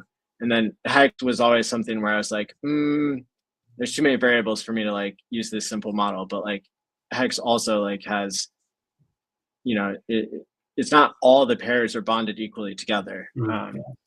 But so that is, I think, a good example of how, yeah, like you can kind of, based on the strength of liquidity, you can tell how much something's going to pump. Yeah, I mean, that's a good point. What time did you start streaming yesterday? See, we wanted to go into like the end of like the UTC rollover for today, so I think there's another 55 minutes left. Is that right? Who is the I didn't watch. I only got on today. Who are the big crowd drawers? When was the viewership at all-time high, and who was talking? Yeah, well, I mean, the viewership is kind of hard to tell because like Twitter like reports to StreamYard that like every impression is like an ongoing viewer forever. But I would say that this 8-hour block is like the most attended and whatnot. Got a little bit dead in the middle of the night. Stream this to your audience, so I could have been streaming to my X audience right now. Yeah, you can still add it if you want. Or I don't know if I'm set up on this device with my X account. Fair enough. But that's good to know. Yeah, we've been streaming to the HEX conference account and to my account, and actually a few other speakers are still going to theirs. Yeah, so it's getting out to everybody. So have you been streaming for 24 hours, or did you take a nap? I took 1 hour off. Wow. How are you feeling? Good. I'm feeling glad that it's not a 48-hour live stream. I'll tell you that much. Yeah, that's pretty impressive. What do you, any wild takes that you've heard on the streams, or any crazy thing that anyone suggesting? I mean, Me saying I would say people like should stop staking. all the stuff we just covered, I think is like the most like kind of like out there, in a good way. But yeah, I mean, like, yeah, there's been a lot of like really good perspectives presented, and yeah, so one of the things that was really in the middle of the night is like Ben Sierra Pro and I were just kind of like playing around with the data, and he was running queries on like all this staking behavior in the past, and we were looking at like how much, like, so basically he was just simply cutting like all the staking that occurred before a certain price, like how many millions of hex per day were staked on average before we hit a certain price on the run up of EHEX only, and then how much the hex was staked on average every day in all the time after that. And so we started at like half a penny, because half a penny is 100x up from the all-time low and 100x down from like the all-time high. And so we were doing like different increments of the prices that were hit, because what we were trying to get a feel for, which there might have been some confounding variables or whatnot, but basically we were trying to get a feel for, as the price goes up, do people stake more? And what were your findings? Like, I'm not sure if the method is right, because like while we we did exclude the OA, but like I don't know if the method's right, because there's been a lot more days after we first hit that price. Like there's been twice as many days as like before. But we found like that there was this there's this equilibrium that got hit at 20 cents, where it was 140 million that staked before 20 cents and 140 million per day that staked after. But what we realized is that, or what we guessed, was a lot of that was rolling stakes. And so then we decided to cut that out. And that's when things got a little bit more interesting, because so now we're saying, only staking that was going for 7 years to approximate like longer than average stakes. Yeah. And if we keep that same 20 cent, hitting it the first time mark, then instead of being equal before and after, it was staking that happened beforehand was 12 million on average per day, and after was 4 million on average per day. But then again, you've got like the variable of price, people sacrificed and stuff, and so so there's all these different things. But but then if we like, price was really low, like $100 stake then was a $10,000 stake later, and so like the number of hex that you could reasonably acquire and stake before. But I think like, so when we went back to like half a penny, then it was like, okay, when we do the 7-year filter, before was 7.6 million per day, and after was 8.8 million per day. There's probably a cleaner way to like ask the question, but just while we were live, just like playing around with the data and him like writing it on the spot was a little bit fun. Yeah, that's cool. Yeah, there's so many things that like, so many like questions that I want answered, like related to like stake data, that like in your mind you can think about it, and then it's like, okay, how do you account, like we said about the rolling stakes, like, because like that stake gets counted over and over and over again, right? Probably like on first attempt. But I'm really interested in like the main figure that I like think about most is like the user owned inflation. So like the total number of new hex minted that hasn't existed before, divided by the non-OA supply, basically.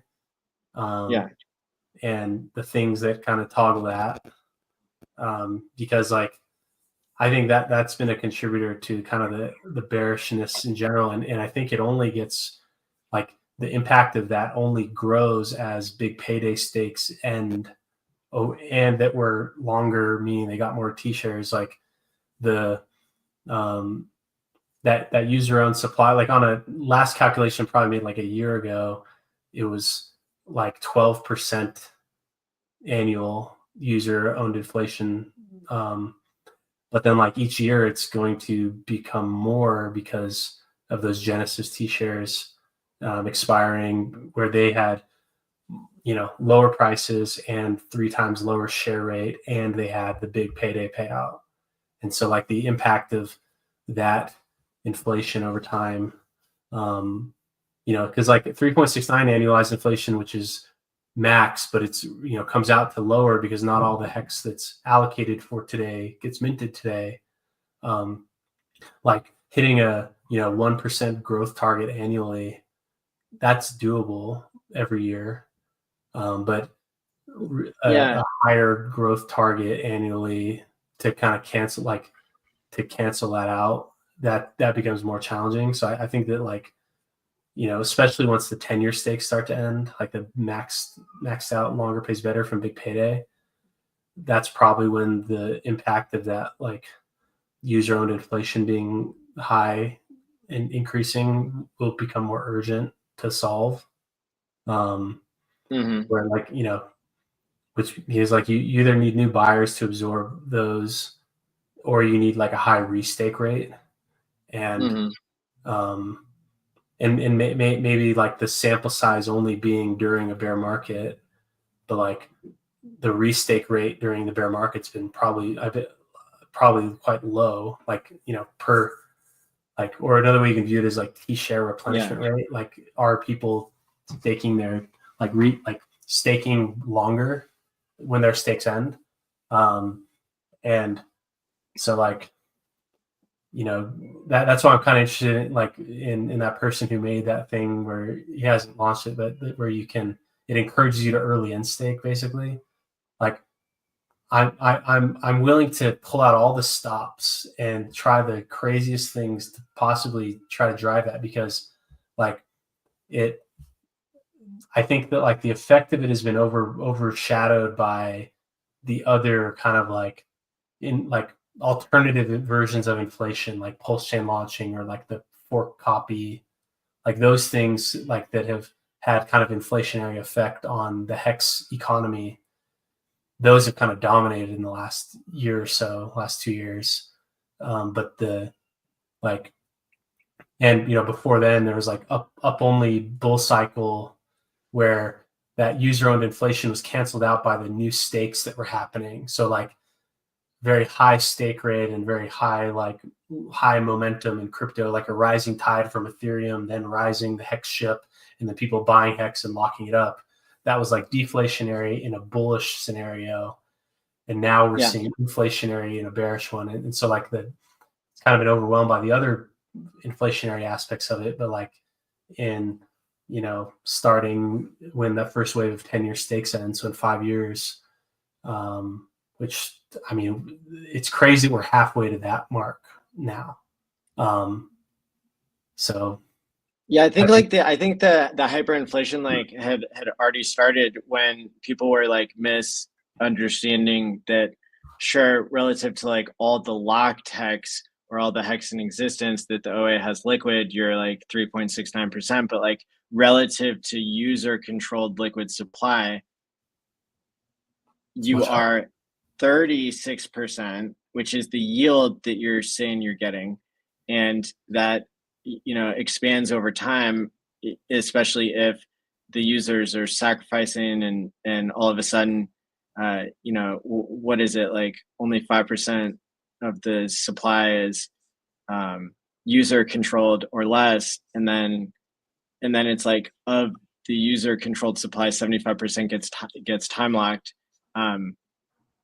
Those numbers are nuts, but it's also because when the price went up, people either sold or staked, and they couldn't handle the mad gains. And so, like, you know, there are these pockets of examples, like your friend who like, forgot about it and then at the right time, like, figured it out. But in general, there was, like, really strong human psychology that, like, either caused people to sell, you know, when you were going down 70% like 8 times or whatever, and then also, you know, on 12 doubles, you got everybody out at every price. And but then in the time locking and everything, like it just became super scarce. So then you had the sacrificing on top of that and everything. But I think that it's very that makes it very expensive, like for HEX to come out now relative to like what people have had to sell.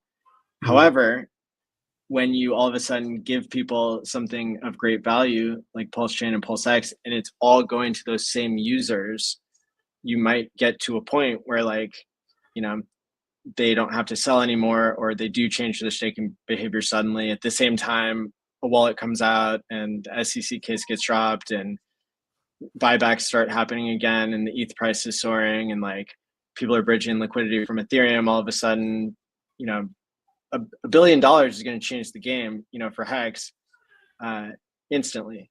Maybe in like some regards, because again, like it's so spread out over time, and our like human meat computer brains like can't really you know, have a good concept of time, or like you know, like exponential curves and shit. So yeah, it's a real head scratcher. Maybe I see it kind of differently, because like I generally like ignore things that haven't happened, like things where it's like, oh, this could happen. Like I try to like eliminate that from my psychology, because like, and I try to like, I try to focus more on like things that are already happening, and like, so like I don't assume that like the sacrifice ETH is gonna enter, like right, that could belong to the lawyers, right, and so or it could be in their custody, or in, you know, it could, like, I remember a quote from, I don't know if it was the movie or like an interview that Richard did, where he said something like about like, oh, we wanted a Ferrari for this, so I like, Brent, go get a Ferrari. Like, you know, like there could be other, you know, people involved in like the custody of kind of like these assets. And so like I don't necessarily think, like I don't have the assumption that those funds will enter back in. It would be nice if they have, and there's evidence that they have, but like the amount that's entered, I think, was something around like, at least what you know for a fact was related to sacrifice, was like $30 million in like between like at the beginning of this year, and then January to March. Yeah, and then like it was basically used as exit liquidity, which was actually the second time that had happened. The first batch of sacrifice funds that had entered was BTC was wrapped into Ren BTC, and then Ren BTC was sold for USDC, and like $12 million of buy support was put at like 6 cents in the HEX USDC pool. Like, and that happened like right after the sacrifice. And then that got basically just like yoinked through. Well, I mean, traded through a couple times, but then finally it just went all the way through. And that was like a time, like, so now there's kind of been 2 instances of those like the funds being just used as exit liquidity. So like that actually benefits very few people. It benefits the people who sold into it and who are gone, but like it doesn't benefit like the actual ecosystem. So I think it's a harder problem than just like injecting funds, because like same with like Gophers, for instance, like a lot of funds injected and basically just sold out. So it like doesn't really benefit doesn't benefit the people that are still there. It benefits the people who are looking to exit. And so I think that like that's why I'm not assuming that those funds are just going to be re-injected, is because I think there's been 2 lived experiences where like injection of funds basically held the price stable for a little bit and then just broke through. And like the markets can definitely suss out demand that's real and demand that's not real.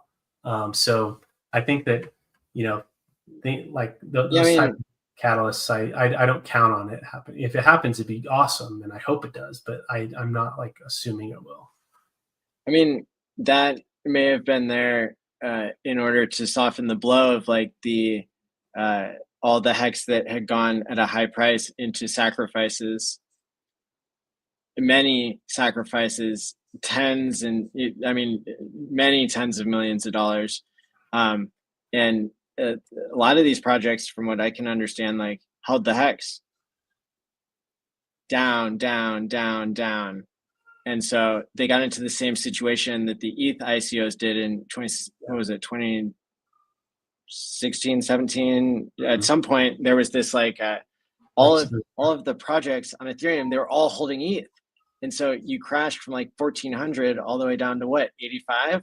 And that's why. Is because their treasuries were all holding ETH, and they just kind of got like liquidated under their own like expenditures, the evaporating funds that they thought they had on paper. And so yeah, like if I had an explanation for why that wouldn't happen again is possibly because you know, you got rid of that like weird situation where these like groups were kind of like you know, they were being held responsible for this like paper value to the people who'd sacrificed, you know, in these like alt projects and stuff. Although the nature of a sacrifice means you don't have expectations, maybe some weren't as clean or pure as you know, the main ones were. So that would give me hope that like, yeah, there's still a pathway. But again, it's like, you know, you just get some people FOMOing all their ETH assets into Pulse Chain copies, and I think you can pay for a lot of HEX staking and that sort of thing. But yeah, well, and even like, I mean, because again, like it doesn't take much to move it, because what like I'm looking at the value of bridged in like dry powder coins, so that would be like stables and ETH. There's like 41 plus 8, so 50, 70, 85. So there's like, you know, $90 million of like, you know, non-HEX and non like, you know, bridged in assets that aren't just coins that are like relying on like the coins that are the buy side liquidity. So I'm saying, and so like that's kind of a drop, like that's like it's big, I guess, from our perspective, but like in terms of like global markets and like global crypto, it's like a drop in the bucket. And so like, you know, new sources of demand can come, and that's really like you know, the big catalyst there. And I think that like, so say, you know, there's 600 some million dollars of ETH there. I think that if that was deployed not in the markets, but like deployed to kind of, you know, kind of following kind of the model of like Solana, the organization, like Solana, the entity that, you know, has raised billions of dollars in VC funding, and they're like, you know, funding ecosystem development and funding these things like kind of our general culture in this neck of the woods is that these things kind of happen kind of organically and like in a community grassroots effort. And I think there's like a lot of like, it feels really good that happens, but our competitors are ones that have raised a ton of money and then deployed it to, you know, sustain the network and grow, like in growth initiatives and like, and it's like, you know, that it's like the value injection from, you know, spending $600 million just like putting into the markets. It's like you're kind of limited at like $600 million of net injection from that, plus whatever FOMO happens as a result. Whereas like if that $600 million can then be used on 60 different $10 million campaigns to try to like unlock something, like new markets that we don't reach, new audiences, like 60 attempts, like big money campaigns or big money initiatives, like, you know, maybe only 10 of those things work, but if those things work and that creates $6 billion of net inflows, like then it's like worth it. And so like, that's why I do think that it's RH who controls those funds. I'm not really counting on it to enter the markets. I'm really hoping that it is injected, in other ways to try to grow the whole thing, instead of kind of putting the responsibility to grow everything on the individual users that are already here. Like, because that to me, like, it feels like that can have, where everyone who's involved now and in the long run benefits from it, as opposed to the people who would benefit from a direct market injection are the people that sell now. So like, that's kind of what I'm hoping to see. And maybe that kind of conflates the whole like SEC stuff, where it's like, okay, if like because like as is, and I think that the lawyer or the judge even confirmed this, like sacrifice funds, that was revenue, like that was product sold, revenue collected, done deal. But maybe now that like if the lawsuit gets dismissed, and if we kind of move forward into an administration that's like not trying to target basically the largest fundraiser of every cycle, like it's been like EOS was targeted, XRP was targeted, Pulsing targeted. Now that we kind of move past that into maybe a more flexible type of situation, maybe that allows for more of like, instead of like kind of hiding behind like this is a like community effort because this is what's compliant for me. Maybe it kind of moves more into where like, like where he can kind of have that freedom to kind of be in like a organization leadership role, and like, kind of treat it more like those funds raised are now deployed to try to grow things, where it's not kind of hands tied behind the back. Maybe that can be a big catalyst in this situation. What would be like the first expenditure you would make on the Pulsing organization? A better block explorer. Maybe that's just a feature that I want. I think, yeah. So the like block explorer. If you would make the block explorer better, what would you change? Like, what do you think does it lack, and what would you want more? And maybe like an indexing thing. So like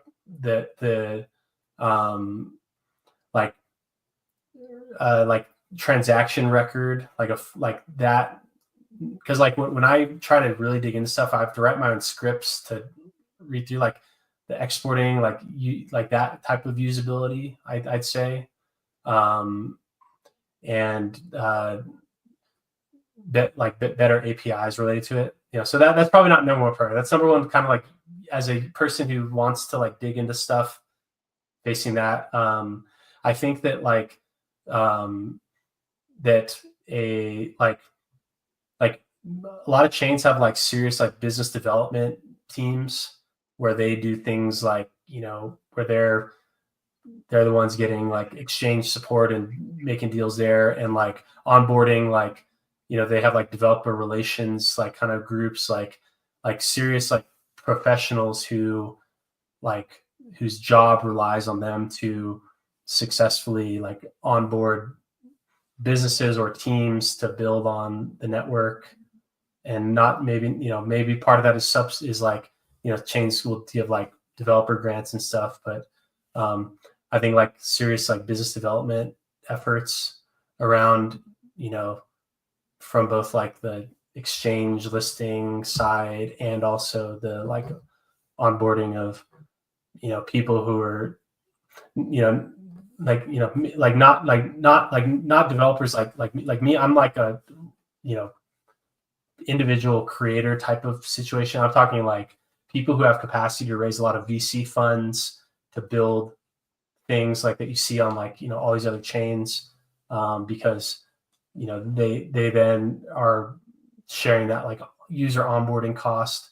Yeah, but that's not easy because we work differently. But for us, it's like Richard is providing the chain kind of, and now we hold it because the validators are decentralized, and like we don't have a single entity where you can go and it'll be like, hey, please do this, and then the entity is like, yeah, no, sure, no problem. So I don't know if that's possible. I think maybe if the community is building one, then sure. I mean, the Go Pulse guys, I think worked or are working on a better block explorer, or like a separate block explorer in their own on their own website. I don't know if this is like. Well, you're right, but where it has to come from somewhere, right? Documentation would be nice. A documentation department. Yeah, I mean, like just like if you look at like the websites of, you know, these other and like it's like I get what you're saying with like, you know, kind of like pulse chain culture is not like that, but it's like almost like if a blockchain is a business that sells blocks, and there's seriously funded, highly capable competitors out there. And so like, even though like I personally take pride in this being like a grassroots, like community led thing, like our competitors, you know, Solana, Ethereum, you know, any other chain, they're like either, you know, Base now, Binance Smart Chain, like if you look at these, they fall into a couple different categories. There's like the ones that are heavily funded, who then, you know, deploy those funds to grow their ecosystems, or there's ones where they're part of a big company that makes a lot of money. So that's specifically Binance Smart Chain and Base, the L2 for Coinbase, and those are big businesses that drive huge revenue and have big audience, like direct customer access. And so like those are the competitors. And so that's why, like, you know, even though that's kind of like a cultural aspect and something that we're all very proud of, you know, the competitors, they're looking at a whole different thing. And that's kind of why, like, you know, but Ethereum and Binance are at least the one I know about. Their block explorer is not really better than ours, is it? Like on Ethereum, you can like do comments, I think, and Binance doesn't really use it because you mostly like. I'm trying to make the argument that the block explorer might not be what you wish for, but like the other solutions of the competitors, they are also not really good. So. Well, all the ones that plug in, like, so a solution to that would be to just buy the Etherscan. Because like Etherscan, because what it comes down to is the indexing and the like, you know, like how like you can query that, and that's where like all the like the filtering on Etherscan takes place, and that's really effective. And so like, you know, but that just being one thing, you know, that's like one small thing. I think like the larger efforts around like, you know, like the coordinated like business development, that's like where those, you know, succeed. Because then there's also like, you know, the you know, that like that's how like some of these chains are able to grow massively, is, you know, through that, where it's like, you know, they have people who are like career professionals who make a high salary to do that full time, whereas like relying on community efforts, what it's really doing is relying on the people who had made enough money in the last cycle to be able to allocate a lot of time to this, to be able to, you know, like do those kind of like full-time serious efforts. And so and like that's where like the from a competitive aspect, like where it's like Pulsechain has the big fundraising that already happened, and so it's like these other groups, like they have big fundraising or big revenue from their businesses, and then that's helping to fuel their growth. So it's like we have like the community aspect that maybe the other ones don't have, but that like, you know, thing that you know, things that make it more centralized really is like what, like it's like we certainly pride ourselves on the decentralized aspect of it, but that may be coming at some expense, is what I'm saying. As we're I think trying to add a couple of people with the sticker guy in the green screen room, and welcoming Crispy Man back. I want to shout out again that we've been collecting signatures to free rogernow.org. We've like run this up, I don't know, 500 or 1,000 signatures, and this is Crypto King, who's going by the Silver Sailor now, is encouraging us to go and make more signatures so we can get up to 5,555 in the last half an hour of our stream here. And you don't need to put a real email address, but Roger Ver, Bitcoin Jesus, is like a supporter of HEX conference and Pulse Chain, to the extent that he made a nice video for us at one point saying, he supports us trying to make cheaper, faster, better crypto. So I think it's the least we can do to support a fellow true cryptopian. So go to freerogernow.org and sign the petition if you would. And we got Pulse Domains joining us as well here. Welcome. What's up, party people? How's everyone doing? Hey, man. How you doing? What up? We are, Yeah, we are literally freeing Roger Ver live. Yeah, I just saw this. And I think Roger was one of the early ones who supported this entire community, or at least didn't say anything negative and was very supportive. I was planning to do a tweet to essentially spread awareness around his cause, and hopefully things will work out better. Yeah, but should I play the 1 minute video? Yeah, let's do it. Let's do it as a reminder. Right, cool. Here we go. Hi, everyone in the HEX community. My name is Roger Ver. I was the first investor in the cryptocurrency ecosystem, and a long time other participant in the cryptocurrency ecosystem.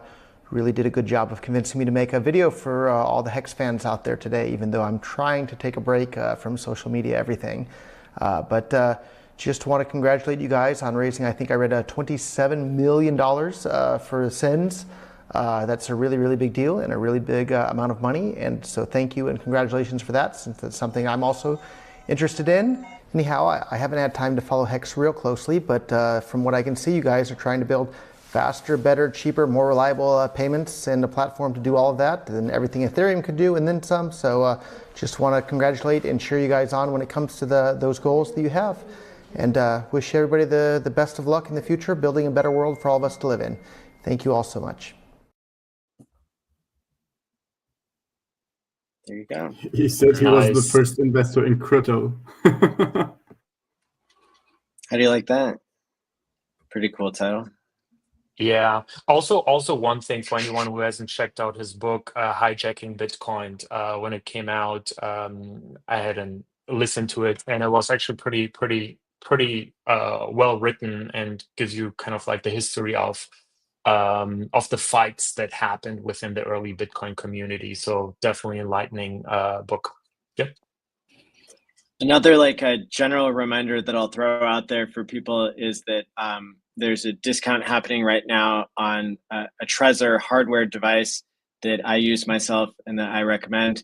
It seems to be the best deal of the year, and it's going on for another 2.5 days. And I've got a link in the description where you get 30% off, and it helps the channel without costing you anything extra.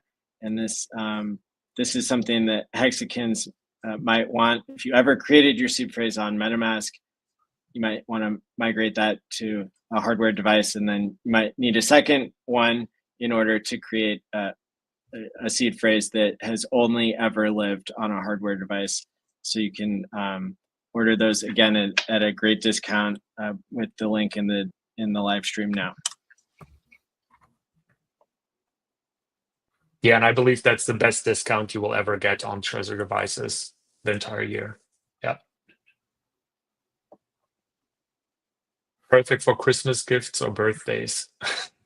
I bought already Yeah. a couple for family and friends and future gifts. But yeah. Yeah, I know there's only 20 minutes left, but if people go and sign the petition, they can throw it up on their like social media accounts as well for Roger Beer and stuff like that. You guys were talking about it. I thought hanging up down here in the studio. This is something I got from Roger in 2016. Wow. Still got the tags on it. Do you want to show that again?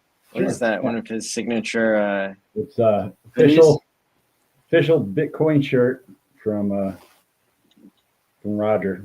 I had one off of Twitter. It's got bitcoin.com on the back.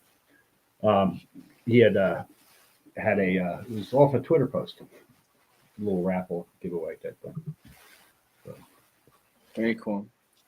Like to see all our crypto brothers come home in 2025, especially the Silk Road gentlemen. Well, right now people have it looks like another 15 or 19 minutes, depending on how fast your blocks are approved, to make a HEX stake and be part of this this birthday party we're having right now. There have been 423 PHEX stakes totaling 19.7 million and 1.5 P shares on Pulse Chain, and then on Ethereum 62 stakes, 13 million for 1,000 T shares there. Hell of an effort. Thank you, everybody. Let's push it over the top. So it's 7-1. It's pretty close to the average ratio over the last couple of weeks. Yeah. For stake count, yeah. What's the largest one that's been made? 5.5 million. No, that's such a big stake. That's big, man. Oh, man. Oh, and there's a 5.5 million one now that came in on Ethereum as well. Or maybe that was already there. Been a long day. Nice. Very nice. Well, it seems like 5 years ago, it just like I don't know why I've been having this like crazy nostalgia for like 2016 through like 2019, and like I just like can picture the feeling of like downloading the Coinomi wallet and sending the Bitcoin to the Coinomi wallet, because like that's how I knew how to do the signature on, and like there was like this exciting feeling, like, you know, just how I don't know. I just have this crazy just nostalgia right now about that moment, like before this even existed. And it's crazy. I tried to get everyone I knew into HEX at the launch, and not a single person did it. Mm-hmm. Yeah, I had people block me. Like friends, like ghosted. Yeah, like that's it. Well, they probably just Googled it and then they see, like, I think yeah, exactly. The fake articles and all of that. But also, that's granted, there was a lot of uncertainty in the first couple of weeks of HEX, right? People just didn't know, you know. And I think with the green candles, that provided some more insight and people reaching out. Actually, yeah. But the first couple of weeks and months, they were really uncertain. Even like the staking strategies, what's the best staking strategy? And even like what you mentioned, the catch of like signing your BTC wallet to get some free HEX and so on. So yeah, crazy that's 5 years ago. Yeah, very, very things have changed. Yep. Yeah, and like with and I think at that time too, it was coming off of like all the ICOs had like put like the like reverting back to like Bitcoin only. And at the same time, like there are all these Bitcoin forks, and like that had kind of run its course, and like so there, I think that contributed to all the kind of pre-launch hatred from the Bitcoin crowd. was just like exhaustion from all these other forks and like the ICO stuff kind of unwinding and just like the bad SEO, like those. It's crazy to look at the red, like, and which I think is still a sign of opportunity. That was like the big opportunity then, was it like, you know, however many people didn't buy at the low prices, which let, you know, you buy at the low prices because they listened to a fake article on Reddit. Like that was kind of the source of the early opportunity. And I think it's still kind of, I mean, the SEO has gotten a lot better. But like now there's kind of been like with the whole SEC thing going on, like maybe that's kind of introduced a new similar type of mispricing of risk. And I'm ready for a big cat. Like it already feels like, I mean, it felt like this in March. I remember thinking to myself, okay, bear market is over, but then we had to bleed out again. But now it does feel like things have, you know, like what else possibly could go wrong? You know what I mean? It's actually a good point. I mean, this is also what the past months, well, since post-chain launch, there was still a lot of uncertainty, right? Which for many is opportunity, you know, if you have a longer time horizon. But yeah, the HEX fake articles and now the SEC situation introduces a lot of uncertainty and the prices are down. But like looking at the probabilities and everything, it looks pretty good. Yeah. And also, if we even play it differently and say, okay, what's the worst case scenario? I think even the worst case scenario looks quite positive. Oh, yeah, man. I say that. I can see that too there, Dip Catcher. Brace yourselves. Kareem the Dream is on the way. Oh, nice. Kareem the Dream. Yeah, what's funny is so in July, I went to a 30-day men's retreat out in California, and I was able to onboard several no-coiners at the retreat and stuff, about 11 all total. But they never experienced any of the pain and suffering that we went through in the bear market. All of the scars we collected, huh? Bang, bang, made it. Oh my God. What's up, Hey, Kareem, what's going on? What up? Woo! Glad to be here. Happy birthday to HEX. Happy birthday to all of you. Cuatro Cinco. Long day at work today, but I was like, man, love this community. 24 hours, finally would have made it. Yeah. Seems like we've been all sticking around for the past 5 years, huh? Yeah, right. And more years to come, too. Yep. And whoever's behind the petition for Roger Ver thing, you know, shout out to you. That's awesome. I love how you finding it hard to, you know, find differences, but still a fellow, you know, crypto pioneer. So, and I'm sure you'll be happy to hear that we know we're doing our best to help. Yeah, and I think especially, I think when Roger introduced this video, I think it was when HEX was, 2 years or 3 years old. I think looking at all of the individuals in the crypto space, he was quite positive or neutral, slightly positive around HEX and Richard Hart and so on, right? And I think, you know, this kind of like shows like we should not probably, but like at least do a signature to show support to him, especially he supported us during a time where it was like even more FUD happening from the outside community. Even did a stream with Roger Ver interview with Richard in like 2018, maybe. It was before. Yeah. I thought that was because at that time, that was really when I started listening to Richard, was around the time of like all the Bitcoin like block size debates. Like that was why I first started following him and listening to him, was because I was kind of on that side of, because like I used to listen to Trace Mayer a lot, and then he was on the side of like small blocks is better for the Bitcoin economy, and Richard was kind of on that side too, and so he was debating these, like Roger Ver, he had that debate with, and then there were some other guys. There's some really funny, if you look back at those, it's actually really funny some of what was happening on those debates. But it's like, you know, that probably was a big part of like HEX reaching larger audiences, was like Richard debating Roger Ver at the time. Because at the time, Roger Ver was like kind of like, maybe not like, I feel like Roger Ver was like star of the show, like 2016 maybe. 2017. He was Bitcoin Jesus. He helped Bitcoin adoption in Japan and in Asia. For those people forget that. But at that time, that was after the Bitcoin Cash thing, where he was kind of on the wrong side. Like, at least on the market's perspective, he was on the wrong side of. Yeah, that's 2017. Yeah, and so like a lot of the Bitcoin people were kind of, falling out of his orbit and others. But like, I think that probably made a big difference in terms of like HEX kind of, breaking through, just reaching more people, because at the time he was like one of the biggest names in the space, and that was like even before HEX was even a thing. So like, that probably drove.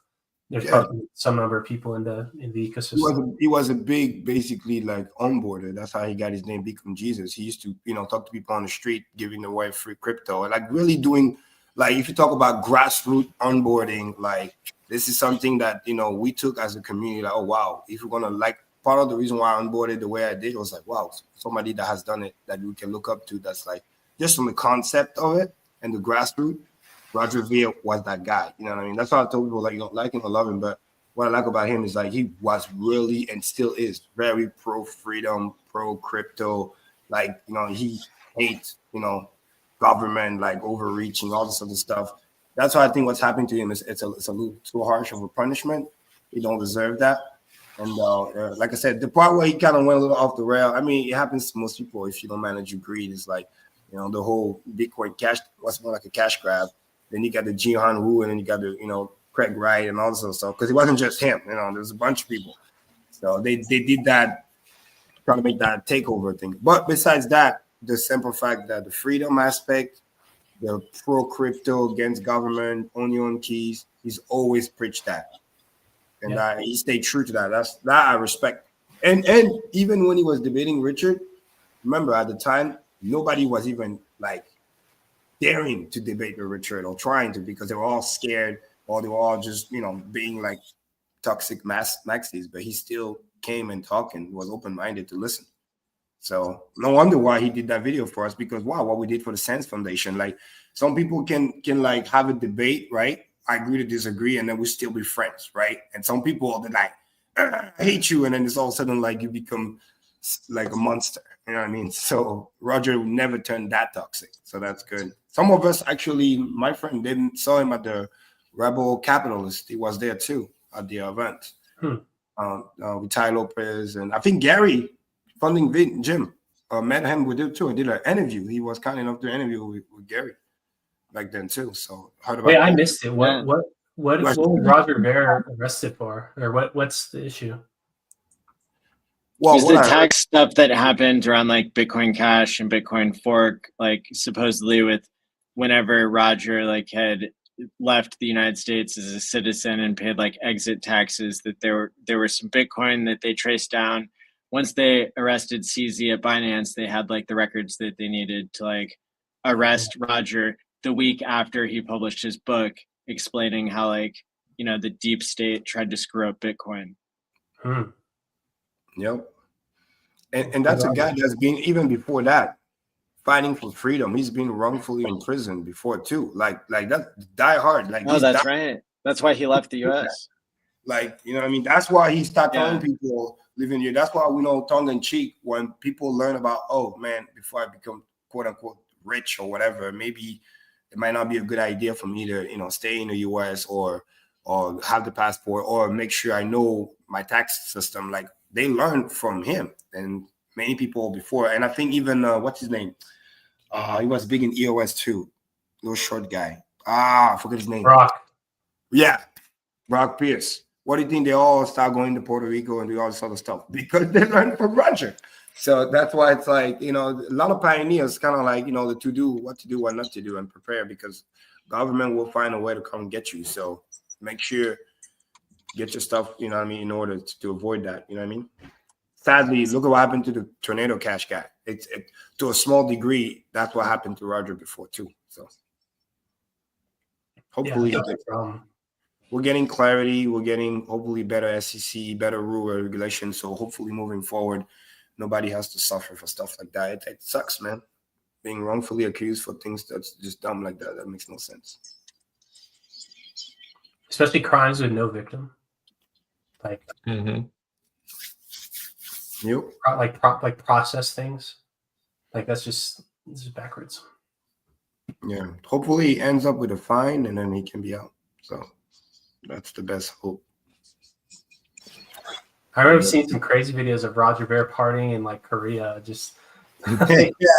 totally He different. loves Asia. He left America a long time ago. Yeah. People think it wasn't just because of crypto. He just likes Yeah, he it. was just already like that. But I'm just grateful for the adoption because it is partly related to why, you know, Korea or whatever, or Asia turned into that kimchi premium. That's famous, that's Korean, but it's because Roger really put a big dent in adoption. Like, you know what I mean? That in the early days when nobody was there, like he really pushed crypto big time.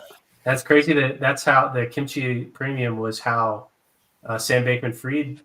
Exactly. That's a good point. All those arbitrage, you know, He was like one of the only people that had a bank account in Korea, and else like one of the few people on earth who could have closed the spread. Mm-hmm. Kind of funny how it's all Japan. I think he went to Japan too.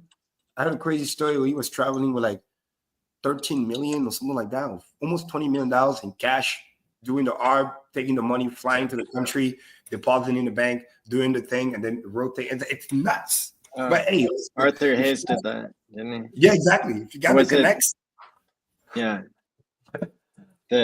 Also the 3 Arrows Capital guys, I think, were in on that. Yeah. And that's what I'm trying to tell people sometimes. But like, bro, the guy wasn't, you know, no offense, that big of a genius. It's just ARB. All of us could have done it, but you gotta have the connection. Yeah. First of all, how are you gonna fly with that much money in cash and they're gonna let you? You gotta have some really good friends. That's all fly private. There's no way you flying commercial with that money. It's not getting on the plane. You somebody is calling somebody else and you're not making that plane. Yeah, you would know. Oh wow. That's a good one. That was a good one. It is funny. Well, what's funny about if kind of how talking. So Roger Ver onboarded Korea. Korea helped the spread helped Sam Bankman-Fried make a ton of money. I actually believe that the sacrifice address helped cause the Luna collapse because there's something like $4 million of UST, like the Luna stablecoin, sacrificed. And days before all that started unfolding, it was all market sold. And so at like a pretty big discount to the par. And so I think that part of like the calculus behind all that was that like nobody would ever sell like a massive amount in one shot because you could just wait to let the arbitrage thing kind of restore it. And then so I actually think that part of the like if you look back at the sacrifice wallet activity back in like April of like when I think it was April of 2022 maybe when all that was unfolding. Yeah. Days before then, the sacrifice address sold a big bag of UST stablecoin, and I think that might have been part of the whole. Like maybe that was like the snowflake that started the avalanche or something. I'm not sure about the starting, but I would say it would definitely contribute, and rightfully so, because if you study and understand how, you know, algorithmic stablecoins and peg work, and I'm sure Richard is a pro at that, when you see something already slowly depegging, when that thing was like 97%, if you're smart, you dump this thing as fast as you can because you know it's slow, and then all at once. You just don't want to be part of the all at once. And the problem is, even at the time, you know, Sam Bankman-Fried doing all this basically not rehypothecation, but like, you know, propping the value of the coin.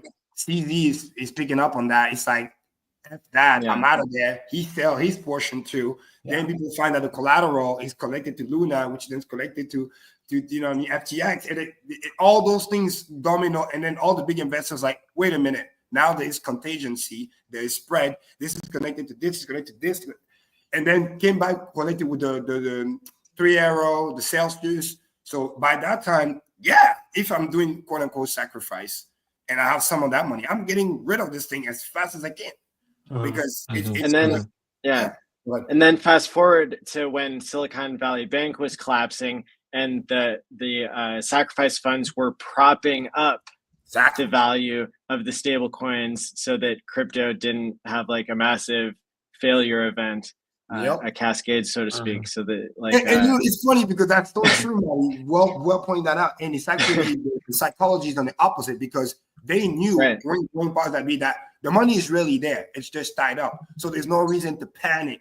So actually buy the dip. But when you see the opposite, that you're like, wait a minute, the money's actually not there.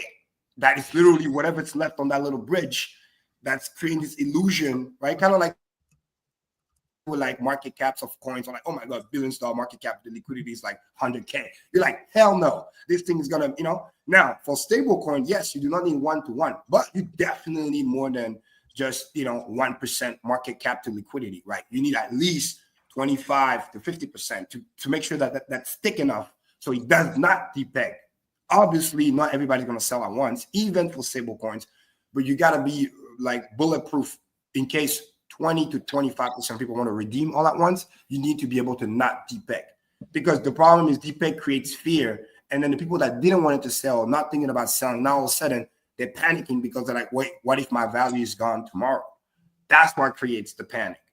And because they knew, and part of we know that you can always bring it back to Coinbase or Celsius and get it redeemed for $1. Therefore, there's no reason to panic. Buy the dip. It's the same thing with Tether. If you guys remember Tether back in the day, Tether has many episodes of FUD and depegs, but everybody knew, the OG, the big whales knew that I can always bring it back to Bitfinex and I'll get my $1. They'll always pay me for the dollar. So as long as that redeem function is still there, it doesn't matter what happens in DeFi. Just buy the dip, bring it over there, cash out.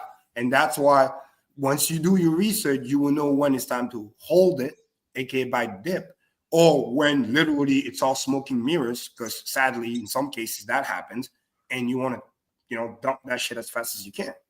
So yeah, you usually if you see a tweet from a guy who's 23 years old saying, deploying capital, steady lads, that's probably when the stablecoin is going to collapse. But if and you know, Twitter X is ruthless. They were trolling big time. So it's like, you know, at first it's like, okay, it's just a rumor, but then you keep seeing the receipts, people running the numbers and showing you, you're like, wait a minute, something is not adding up.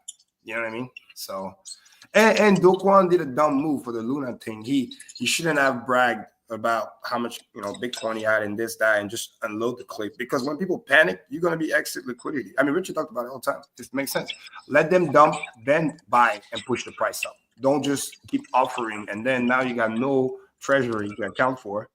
And on top of that, we're in a bear market. Let's not forget that. So the value of the collateral is going down as you're trying to over collateralize the thing back up. So it's like you literally, it's like swimming upstream. Like so many bad things are happening. People are cascading to the dance. The leverage literally being delevered. So it's just the only way when it's like a building collapsing and the support is already gone and we're already going 4 or 5 floors and then there's 20 more floors to go, and then you're trying to go put some 2x12 and trying to hold it. Like, no, get out of the way. And it's too late. It's like it's not just leaning anymore. It's literally collapsed. You save the people and you move out, and then it falls, and then you pick up the pieces and hopefully you rebuild. I think a couple months after, there was also another depegging with DAI and USDC, I believe, and the Sacrifice wallet played it really well and made like $3 million, $4 million on that trade. Oh, more than that. Where you, it's what? I thought it was 12, but I don't know. $13 million. That's what Maddie was talking about earlier. That's why we meant by know when it's time to buy it on the depeg and know when not to buy, because they already done the math. And we were talking about how you can always go to Coinbase and you can always like basically redeem it.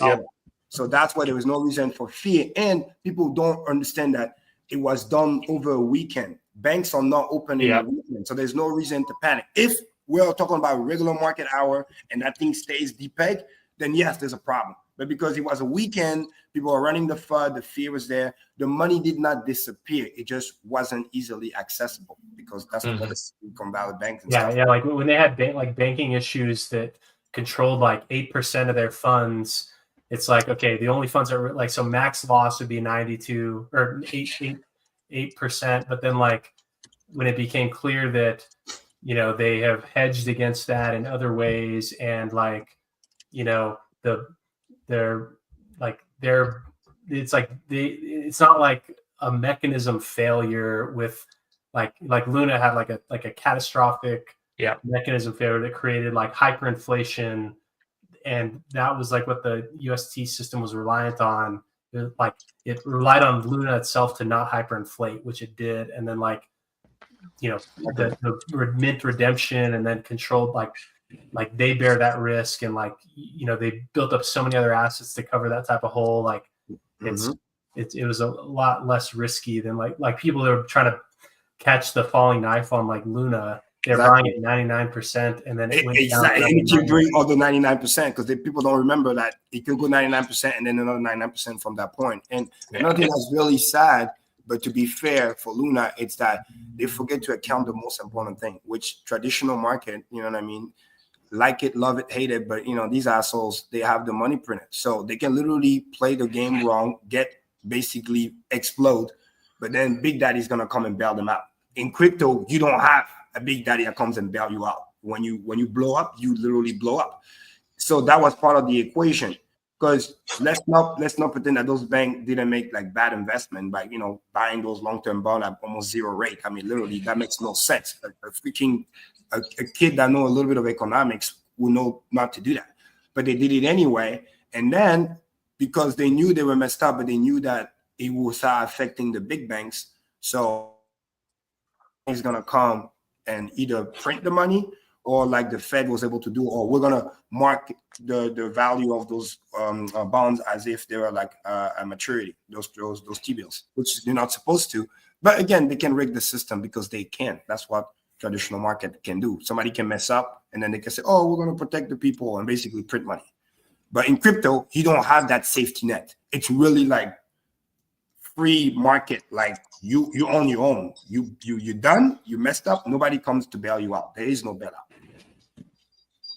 That's the difference. Guys, I'm gonna have to hop off here, but Marion, thank you so much for putting this on. This is really awesome, and it was good chatting with you all. My pleasure. Likewise. Nice chatting. Looking forward to inviting everybody for the online HEX conference coming up January 6th through 9th. Shortly after we hear from the judge about whether the HEX case is dismissed. So looks like we'll be off to a good start next year. And I want to thank everybody so much for coming on the stream today. Thank you to Sticker Guy Win for running the green screen room, and thank you to Crispy Man for coming up with the idea in the first place. And if people have to jump off, you can. Let's give a big shout out to HEX for 5 years. Congratulations, 5 years. Flawless. Exactly. Yep. It sounds so cool when you say half a decade. It's so cool. We're literally half a decade, guys. It's so cool. What were the final results, Matty? You had them up on the screen, right? But gave us enough time for it to catch up. So these should be right. 501 stakes total, 439 on PHEX, 19.9 million with 1.5 thousand T-shares, and the largest was 5.5 million on both chains. Going over to Ethereum, 62 stakes, 13 million HEX for 1,000 T-shares. Nice. And I must say, interesting that there's only like a 50% difference, but a 7x difference in size. Size, yeah. Oh, one honorable mention, very important to say. The day when we came up with the idea, shout out to Crispy, literally that night at the end of the stream, moving to the next day, somebody staked 30 million HEX Quattro Cinco and front run the game. That's an honorable mention because we did it, and then literally the next day somebody just parked it over there on PHEX too. That was really, really awesome. So, and shout out to all the Quattro Cinco stakes today. Yeah, and I can't take credit for coming up with the idea either, because that's really, really community driven. Right, Ecstatic Pulse was talking about it. Some other people on out there on the X, and hey, listen, it's a common idea, right? Birthday, man, celebrate. See you in 4 years. Yeah, yes. And big shout out to HEX for making the updates so we can watch all the notification. That was really cool. Yeah, it was cool. Thanks to him for doing that. Appreciate it. It was cool seeing all this notification every 2 minutes. Don't forget to mint your com at hexcommunity.com for all those T-shirts that you created today. And make sure to catch Quant Gang or Game Theory Gang or whatever we call it these days. Are we on tomorrow, buddy? Yeah. Okay. And now, yeah, for 24 hours, and everybody who came on stream, like, thank you so much. And until next time, stake wisely, my friends. Peace out. I'll see you, man. Peace out. Thanks, guys. Stake wisely, my friends.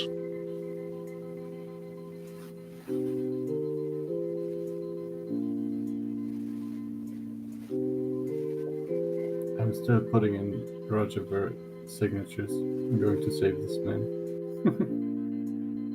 Love it.